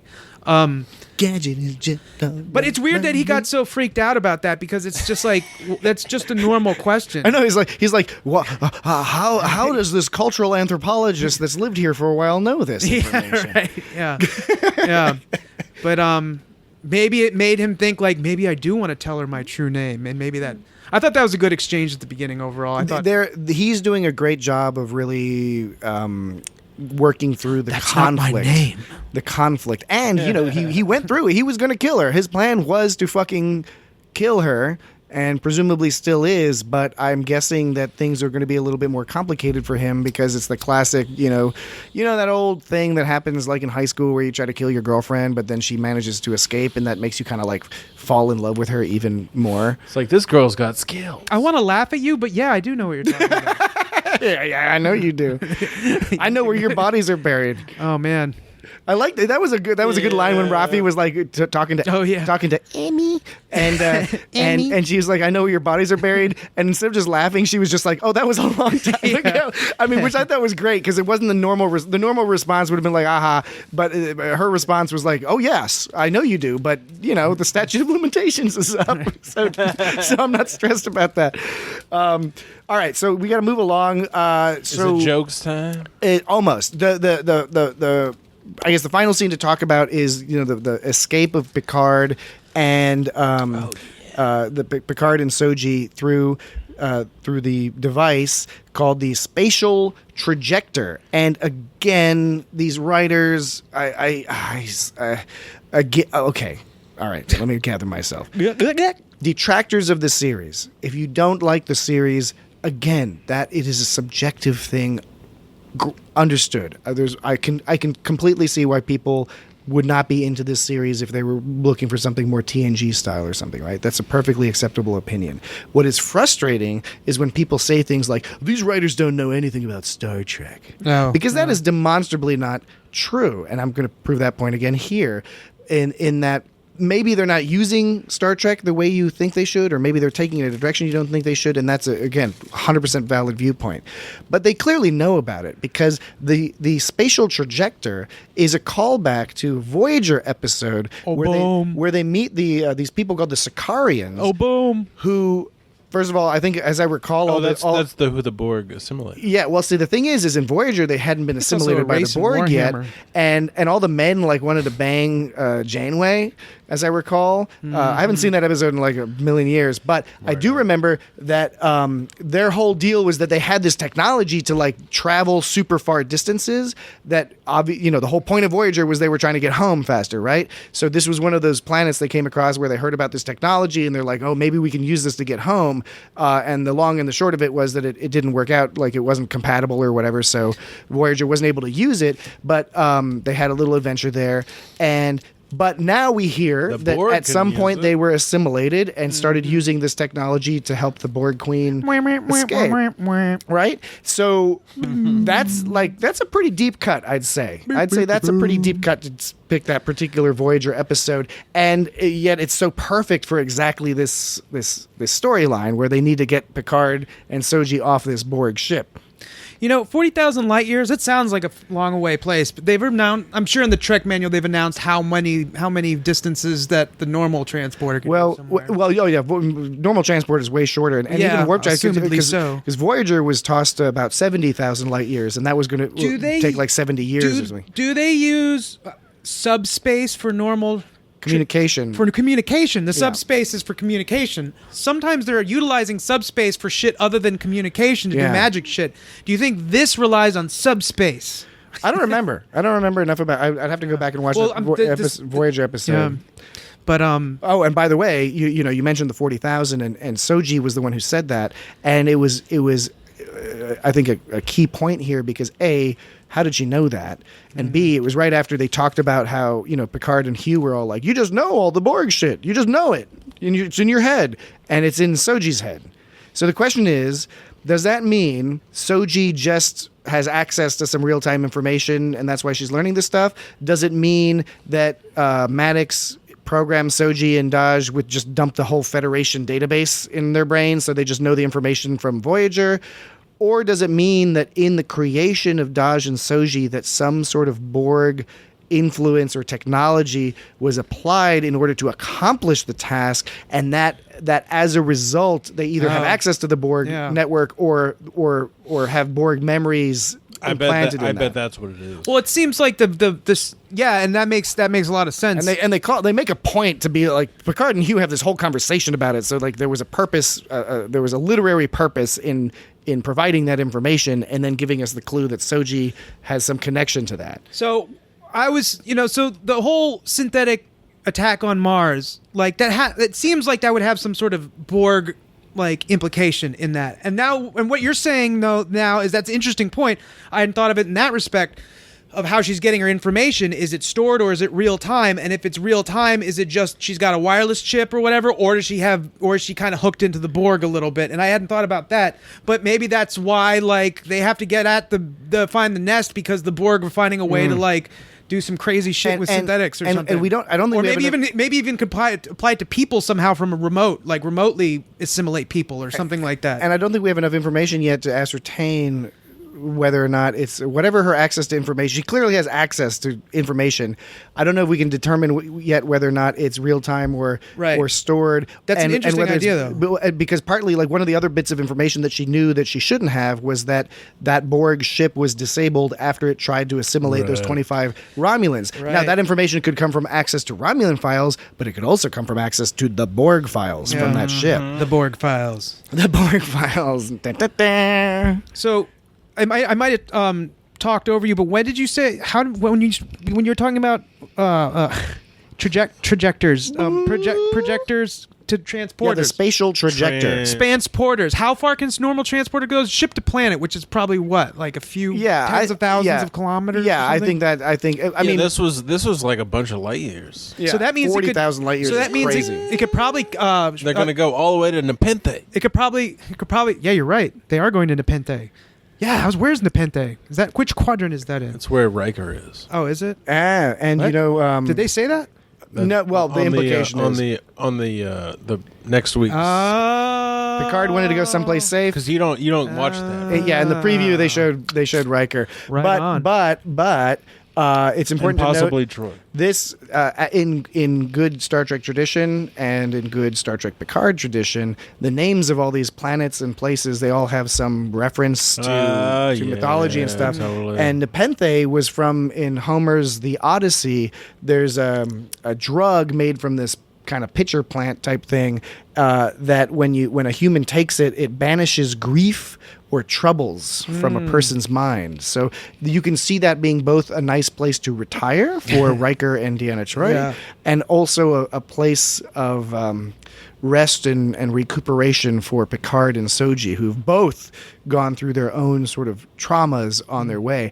And I gotta say, I think it's a really kind of cool Star Trek-y type thing where it's like Picard and Soji go there and they're going to be on that planet instantly, and I'm sure next week they're all going to be talking to Picard. And meanwhile, they've just got to wait around until the Rios and gang can finally like make their way over to that ship.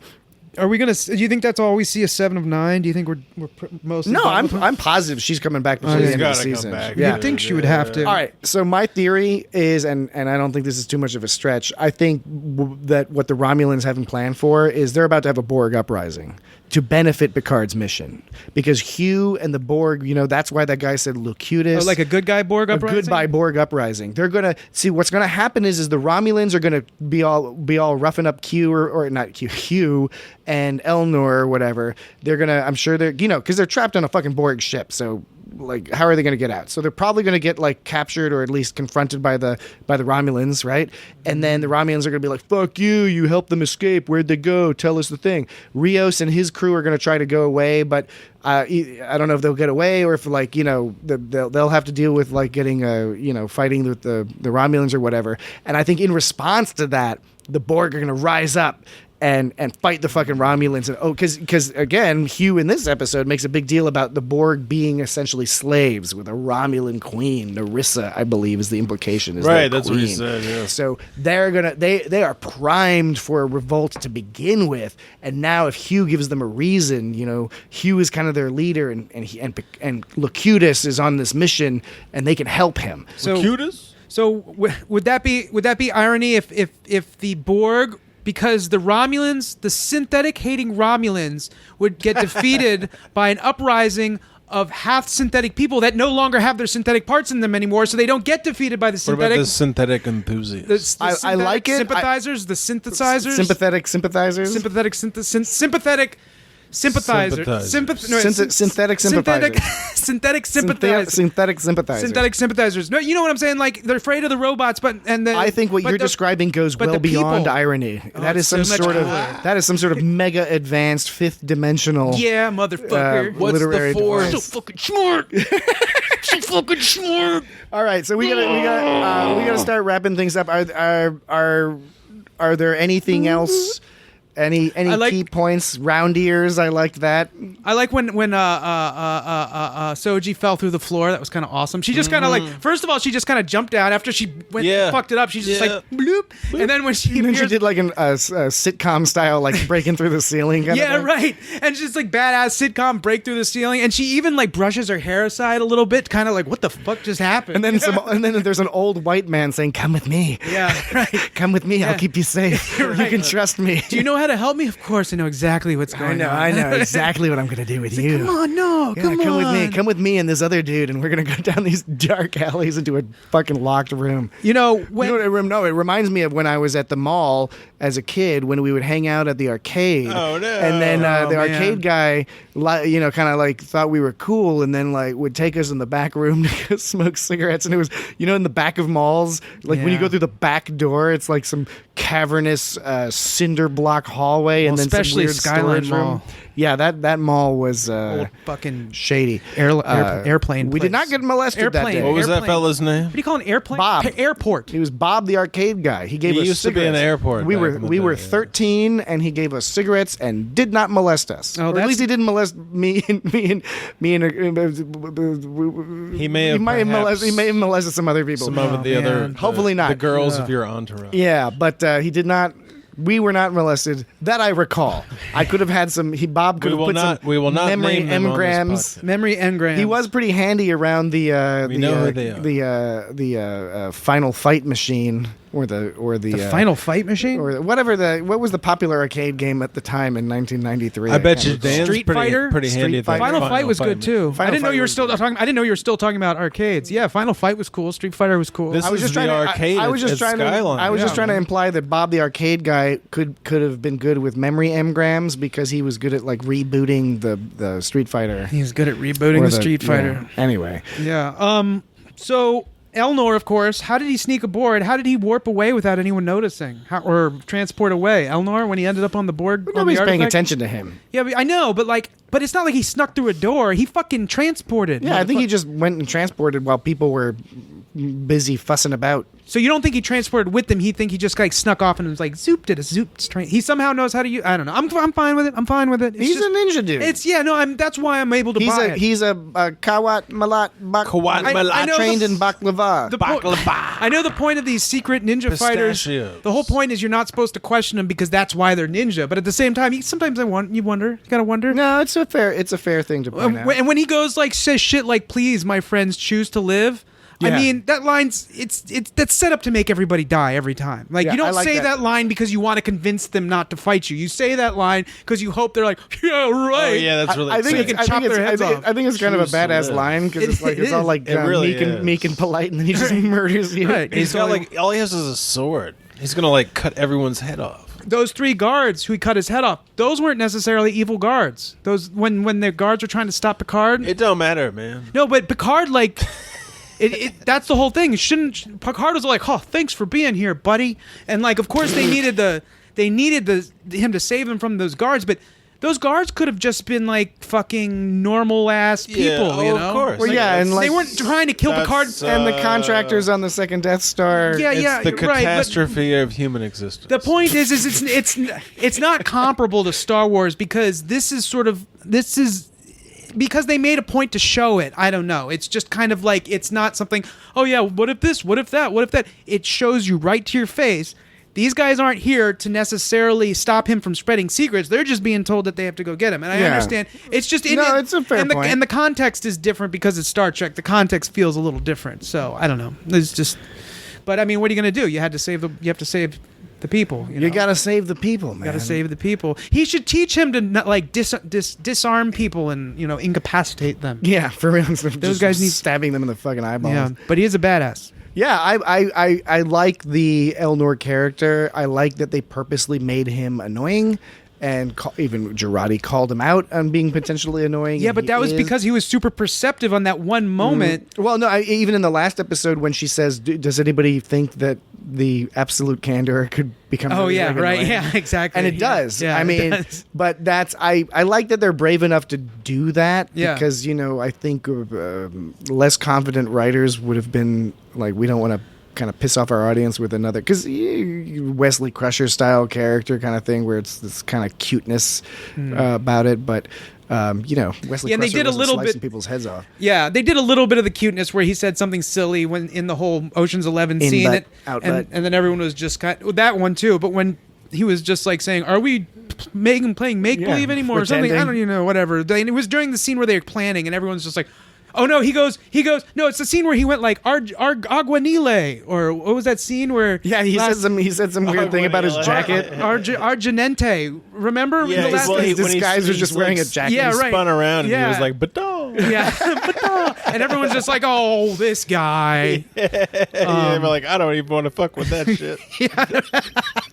That's funny. I'm very interested to see, because again, what this show has been good at doing is that there is a general thrust and direction of the story, but they keep taking it in a different direction. So I knew that at some point Picard was going to end up with Riker, right? We knew from the previews that was going to happen, but I thought it was going to be, they decide to fly past to get some advice from Riker, but no, he got there through this Borg thing.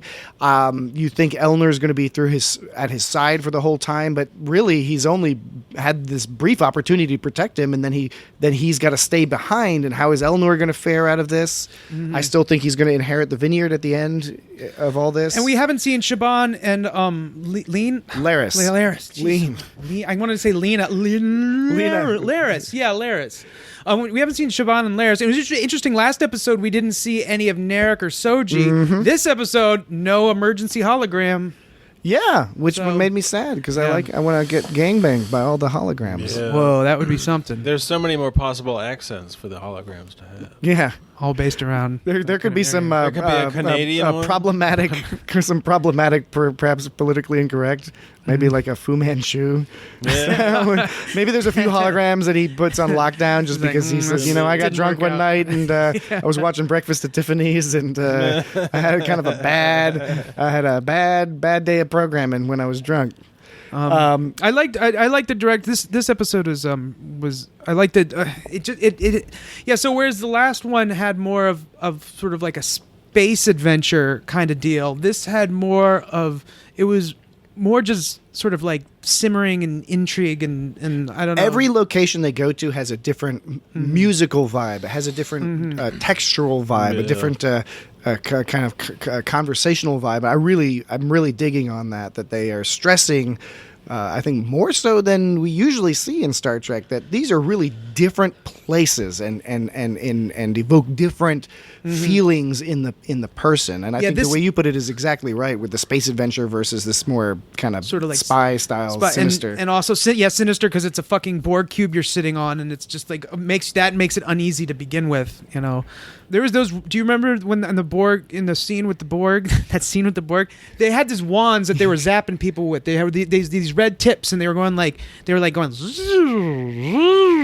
It's like they're pointing them at people and going at the Borgs, going. I think they must have been scanning for Borg parts or something. I don't know, but it reminded me of this doctor that said that he could find my allergies by putting a metal prod up my butt. No. That was not a Dr. Dan. That was a rapist. Oh man, you were raped. He found my allergies. No, they put it on different like pressure point or points in your body, like the area between your thumb and your forefinger. It's like divining rod bullshit. That's magic. Yeah, it is. And so the noise in the rod goes like higher, depending on. Probably has something to do with resistance and something, but then they say like, and they're like, oh, you're allergic to bananas, I see here, and shit like that. And you're like, no. And one's in your toe. It's like, no, I see. No, you shouldn't eat apples anymore. That's all fruit. It's all fruit. Just don't eat fucking fruit, man. And so stay away from fruit. Anyway, that reminded me of them. But you guys don't know what scene I'm talking about, and you don't know what I'm kind of charlatan that I'm bringing up. But we do like listening to it.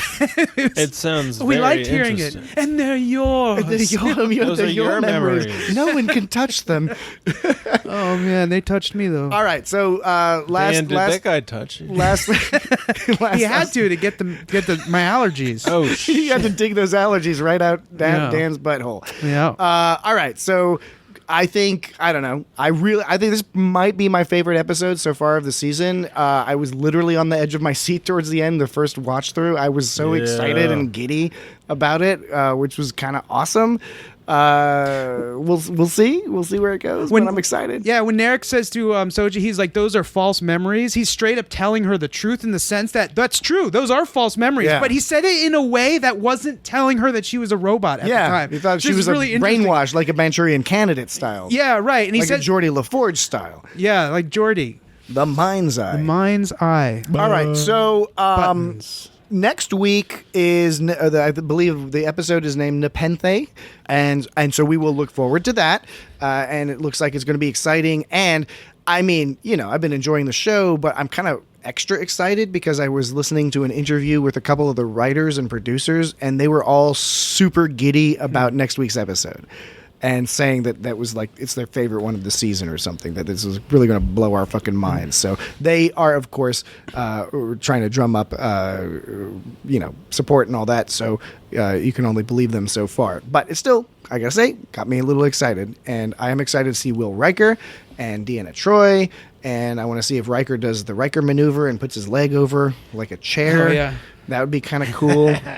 What was it you were saying? He always is looking up all the time. He's always looking at people, but up at them. Like it's like million. Like he puts his head down and then like puts his eyeballs up. Yeah, that's the other Riker thing. That's the lesser known Riker maneuver. Like he puts his chin goes down to his neck, but his eyeballs go up. But the thing is he's taller than everybody, so he's really got to like put his head all down and like still looking at them. Jonathan Frakes rules. Yeah. All right. So now, again, thank you, everyone. We received a lot of great feedback and some reviews and stuff like that, and we'll go over that shortly. But real quick, I wanted to mention that we did a Twitter poll. And keep an eye, follow us on Twitter to see these polls because they are occasionally entertaining. And we would definitely like to hear your opinion. And you can follow us on Twitter at It's Got Star Trek, just like on Facebook or on Instagram. But on Twitter, we do the polls.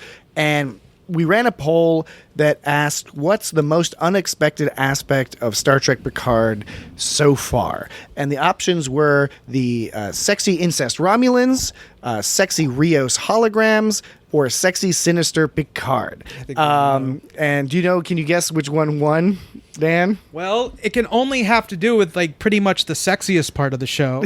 Yeah, it's the sexy incest Romulans. They got 50% of the vote. Yeah. With sexy Rios holograms, distant sextant, 28.6, and sexy sinister Picard at 21.4. So keep an eye out for future polls. For the scientific integrity of the polls, we do want to get as large a sample size as possible. So if you wouldn't mind, take a look and answer those polls as they arrive. I want to mention briefly that sometimes I'm gonna when I say things, it's just stuff that kind of like pops into my head. I'm not trying to look for meaning in things that aren't there. There's enough shit to talk about in Picard that I don't have to try to like overanalyze something. And if I do overanalyze something, it's really just because it's a thought that crossed through my brain. It wasn't like I was like digging to look for it. So somebody pointed out to me that I misused the definition of, was it jeune fille? Oh, jeune fille. Yeah, the French for young girl that you sexually abuse. Wait, is that what it meant? Take off the last part. Oh. Just the young girl part. It just means young girl? Yeah, it just means young girl. So I don't speak French, and I'm never going to claim to know any French at all. Je ne sais pas toi. And I'm not going to say that I'm not arguing the point that I was. Tout à l'heure. I'm not arguing that I was right, but I just want to explain how I came to that conclusion. And that's one of the definitions. There's girl, there's young girl. One of the definitions is maiden. And how does it define maiden? Maiden is defined as sort of not necessarily a virgin male. Virginal maiden. A virginal male. It's a maiden is defined as a girl or young woman, especially an unmarried one. So I think I hung too hard to the unmarried part. Whereas really the focus of that definition, it's a girl or young girl. But really the point I was getting at was I was using the term of like marriage or virginity as sort of like, it's just sort of like, a generic sort of your innocence is taken from you kind of situation. And that's really what I was going for that.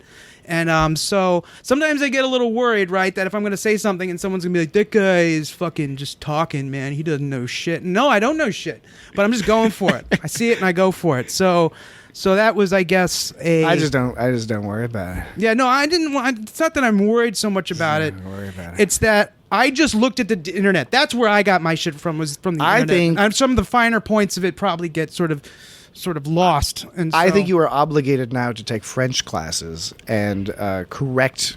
I really give us a thorough understanding, and none of this French 101 bullshit. I mean, I really want you to take a sort of a literary analysis class in French so we can have a better idea of precisely what Picard meant. Well, why would they say especially unmarried?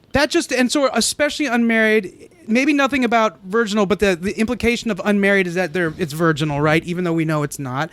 So it's all really should just it's just evoking imagery of innocence, basically. Yeah, it's there's a similar thing in German where you say Mädchen, which is means maiden. I mean, it's literally the same word, as opposed to Frau, which is a married woman. I guess those are the main binaries. There really isn't that big of a and the implication, the old school implication is that there is a virginal aspect, because why wouldn't you be a virgin if you were unmarried? Right. Yeah. Right. But regardless, clearly your implication was that Picard was he was trying to come off as a creepy dude, and he did so quite successfully. There's another definition though of jeune fille that says how do you pronounce jeune fille? Jeune fille? I don't know. You know what I'm saying. I don't know. I didn't go into Burger King. Another definition is wench. So take that for what it's worth. I will. It's worth quite a bit. But I want to say again, I am not arguing that I was right. I'm just explaining how I got to where I was. I am not going to say I know more French than anybody. That's going to be engraved on. You may know more French than either of us. It's going to be engraved on Dan's tombstone. It's going to say Dan Glaubitz, 1980. Your stepdad is French. To 2021. French Canadian. Same dick. What was it you said? I'm not trying to defend myself. I'm just explaining how it is. I said I'm not trying to say that I'm right. I'm just explaining to you how I got there. Exactly. That's going to be on your tombstone. It's going to be fantastic. I'm going to make sure of that. We've got it recorded now, so it's effectively a legal contract. That and pepperoni and sausage. Tombstone pizza Pierre. Anyone? Tombstone. Pepperoni. What do you want on your tombstone? Should have been called Travis. Pepperoni and sausage. I had a tombstone the other day. It wasn't that good. You're still eating tombstone? No, I haven't upgraded the DiGiorno, That's man? so Well, 1987. actually, I know. That's why I got it, because I'm used to DiGiorno's, and I got sick of DiGiorno after a while. I was like, this is not tasting Do they good still to make me. bruschetta? What? Bruschetta is either the one main of those competitor is to far and DiGiorno. above. Oh, they probably do it in my Safeway or something. Safeway. Bruschetta was all right, dude. Anyway. Bruschetta is just but Okay, so... All right, so first of all, we got another iTunes review. Thank you very much. From 2 of 4. So unlike Scuba Builder, who clearly is primarily a fan of Scuba and not of Star Trek, but this motherfucker here, 2 of 4, that is a Star Trek fan, because their iTunes name, that's clearly, their username clearly is... Star Trek. I'm hoping that's a Star Trek reference, because the Scuba guy clearly has other interests. Yeah, I don't know what else it would have been. Scuba. But they said pretty straightforward, 5-star review, nice podcast, insightful commentary on the episodes, thanks. So thank you. Well, what I say to that is insightful. Well, out here, I'd say it's obscene and downright tasteless. Is that your joke? Does that even follow a standard joke structure? I don't know, but it's really avant-garde. It's things that just happened. We're talking about it. Maybe it doesn't have to be a punchline. So if we talk about things, they are jokes. What are we talking about September 11th, Dan?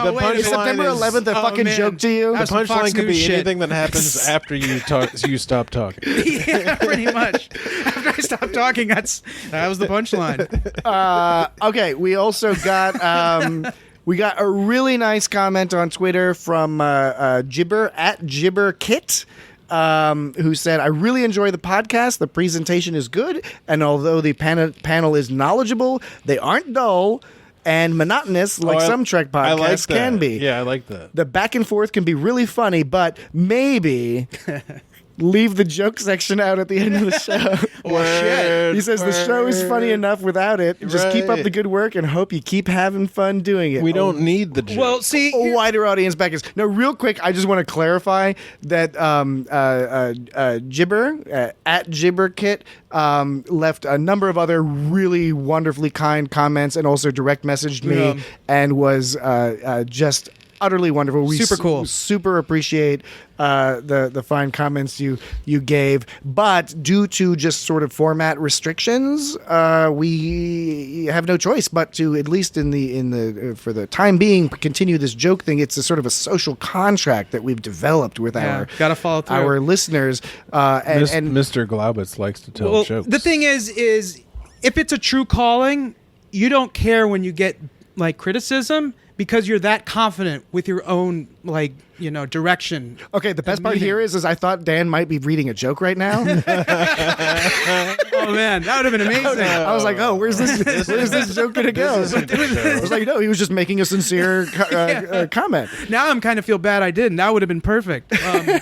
But basically, you know, it's like if you really like, if there's something in your life that you really enjoy, and not just enjoy, but you feel like it's something you have to do, when people talk shit about it, you don't care, right? Isn't that how it's supposed to be? I don't know. I think Jerry Seinfeld said something like that. I mean, we all know what a great guy he is. Yeah, right. We don't care if that guy can tell some the jokes. People that don't. We don't care about the people that don't like our podcast, but the people that say nice things about it, we care about. We care and we listen, and we've already admitted that this might evolve from rewarding reviews with jokes to encouraging people to leave reviews so that we stop telling. I mean, the jokes. We haven't really navigated this. It turns into a hostage situation. You know, this is we're going to do some A/B testing here. To use see you later. The marketing parlance. No, and to go back, no, that was a great comment he left. It was a really good comment, and it's also very constructive. Regardless, it's appreciative. If it's not liked, you know. Or somebody was like, "You helped me get through my boring workday." Yeah. That was Gibber, and I believe he is from he's from Newcastle, right? Which would make him a Geordie. He's a Geordie. Which you have to be a Geordie LaForge fan if you're in. Am I being racist? It's two different types of Geordie. I'm being not racist per se, prejudicial, stereotypical by assuming that just because somebody is a Geordie, that they would be a fan of Geordie. But I don't know. Gibber can write us back and let us know, and all the rest of you. No, point taken, note taken. All the rest of you can write us back and let us know. Do we have a joke for Gibber? Since he did technically leave a review because he's on Android. You got a Gibber joke? Because the thing is, all right, so the practical realities of the world are that iTunes reviews are kind of the most helpful to podcasts because it's just the nature of the evil and cruel world that we live in. But a lot of people don't use iPhones. Jesse has an iPhone. I do. Most of the rest of us in my social Everyone group else has moved on. do not. We have Android. I got nothing against it. iPhones are great. I like iPhones just fine. It's whatever. It's just not what I have, so I don't have access to using that stuff, and I don't like installing iTunes on my computer for what should be obvious reasons to anybody who has previously installed iTunes on their computer. Whoa! I thought I was like, how do you fart in the microphone from there? It's my lips, I thought that was from your butt lips. My butt doesn't do that. Yeah. So wait. Yeah. That was a. I think we're counting it as a review because he said he wanted to leave a review on iTunes but could not because he does not have access to iTunes. Well, there's also got to be a question of cutoff dates because it's hard. It's like, I mean, I have to craft these gems, you know. It does take time. I mean, Dan does take it all. Like he's not a machine. Quite literal, all seriousness. This is not one of those like ha ha ha. Quite seriously, Dan takes this very seriously. Yeah. So whatever your potential opinion of the end result is, I mean, I'm clearly not sophisticated enough to understand the joke he told a few minutes ago. I'm going to have to listen back to this podcast and sort of analyze it and see if I can figure out what that was about. But that's because he crafts these artisanally. These are artisanally crafted jokes. They're made from scratch, and they do take some time. Yeah. So they just because they're not funny right now, they might be funny in like 30 years. That's true too. Kind of like who was the guy that after he died? Many of them. All sorts of What are people. you talking about, like Van Gogh or something? And like, yeah, it was just thought. What was it? Bach. That's right. Bach was a second-rate organist, right? And Johann. Hey, that guy Bach, he's a second-rate organist. He was not a superstar when he was alive. No, he was. No. Yeah. So, no. So buttons. No, Bach was Bach. I was That's trying to a think. deep subject. I was trying to think. You said these guys over here. I was trying to think of a quote for Those guys. There's no one quotes. of those guys. One of those guys. Oh, but real quick, we also did get an email from Tarek, good old friend Tarek, who's an awesome dude, and he wrote in and he pointed out he was like, yeah, 3 white dudes from Northern Virginia are just perfect to discuss Star Trek, and the thing though is he happens to know us. Yeah, he knows us, and we. There's one of the issues in the podcast ecosystem is that there's a complex set of sort of there's a regulatory framework, and then there's sort of a cultural framework that requires that podcasts are you essentially can either have 3 white dudes, 2 women of miscellaneous ethnicity. We need women on this, or you can have 1 dude talking at like a weird, quiet way about the sinister guy who lived next door, and then after 100 episodes, you find out he's into some shady, business that you don't want to get involved with, and then you stop listening to him, and then he gets all mad. That was that guy who was in that true crime podcast. Yeah, exactly, that guy. I can't even remember his name. Yeah, now. but he was all famous. Yeah, he made some weird tweet on like. It was like National Women's Day. Or yeah. It's basically that's what happens. So we would very much encourage the involvement. We would like to have more involvement of women and of people who are not of the sort of generic white race as we 3 are, because those perspectives are not only important but they are necessary to fully understand this. So you're not going to get a full understanding of the Picard show out of this. You'll get 3 fools understanding, but you will get three white fools. Oh, and you have if you have a question, you should let us know. Oh yeah. I guess that's the key thing here, because we're just jibber jabbering. It doesn't have to be. Reason. We don't have to tell you some sort of joke that's a cutting edge joke. Well, I mean, we're not joke factories. We're not comedians. Clearly. So yeah. So I don't have, like I said, I don't have a joke for those comments. I was able to come up. I got one punchline for you though. All right, I can do a punchline. I can do a punchline for you, even though I couldn't come up with the joke. Because a clammy mammy sans jammies is a fright for sore guys. Is that a punchline or just some words? I think that's just some words. It's good though. It's in the right direction. All right, so if you want us to stop doing this, you got to send us some reviews, right? Wait, I think my delivery was off. I think that's ask a question and we'll give you an answer. Tell us a joke. Why did the woman at the gym take? This is really getting bad. Wait, what? Are you reading this? No, this is not reading. No, I'm not reading that one. No. Are these your joke notes? No, I'm trying to work joke notes. The setup into the punchline. Joke engrams. I'm not okay. Because a clammy mammy sans jammies is a fright for sore guys. Oh my God. All right. So if you want to contact us and criticize us or compliment us, or there's a joke without a punchline and a punchline without a more joke. Preferentially, we also want to hear your views. We want to let you know. That punchline was like at least passable when I was writing it before. I was like, ha! And now I just. Okay, so I'm a little embarrassed about that one. I am requesting that the people in the audience, of course, it'd be great. Write us some reviews or feedback. Tell us how great we are.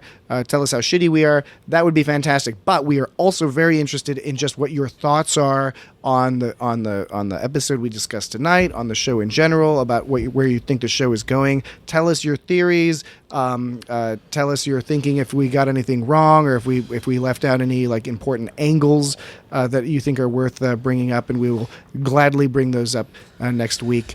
on the episode if anybody writes us anything. We're getting really self-conscious now, so you have to tell us everything. Yes, tell us in what detail. You think. Yeah, what we did right and so wrong. we can modify and rectify the podcast. Or we can, out of sheer bitterness, double down on the behavior that you're not like. Yeah, we might just kind of like, hey guys, could you cool it a little bit? I think that for the punchline, I should have said it more casually. I should have been like, "Oh, how would you say that casually?" Well, if you were talking about, well, Dan said you're gonna write a joke. I was like, well, I couldn't get a joke for this guy because it was last minute, but I got a punchline because of Clammy Mammy Sans Jammies is a fright for sore guys. Is that funnier?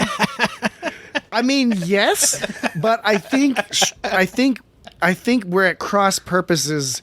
I mean, like if you're happy that we're like Jesse is laughing, if that was your goal, then that is the result. The result of the action you took. You took an action, which was to tell this punchline, and Jesse laughed. Yeah. So if that's what we're talking about, 100% success. Yeah, I think I can drop it at this point. Anyway, feedback. You can write us at feedback@itsgotstartrek.com. You can visit itsgotstartrek.com to leave comments or check out the website or do whatever it is you might do on a website like that.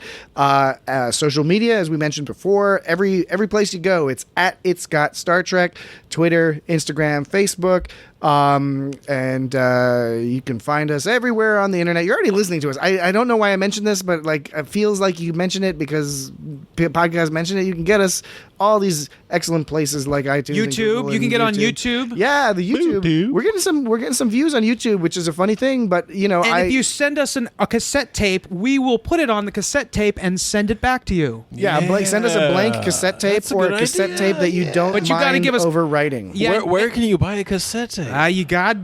I'm sure there's an artisanal internet website. But you have to provide postage and all that shit. You can't even get like blank CDs at 7-Eleven. You got to include a stamp and all that shit because they're not going to pay for it. But yeah, you can't even get blank nothing. Self-addressed stamp envelope. Well, that's the name of the game. Well, tapes are arguably have more application than CDs at this point.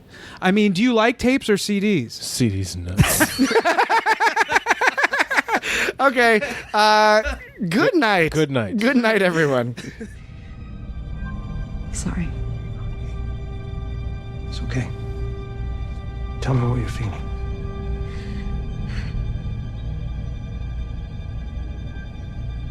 Hollow.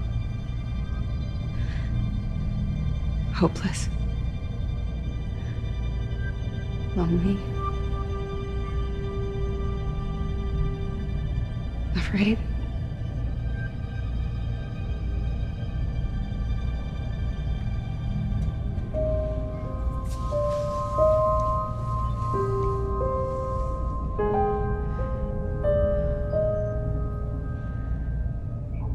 Is that gonna help at all? Maybe for a few hours anyway.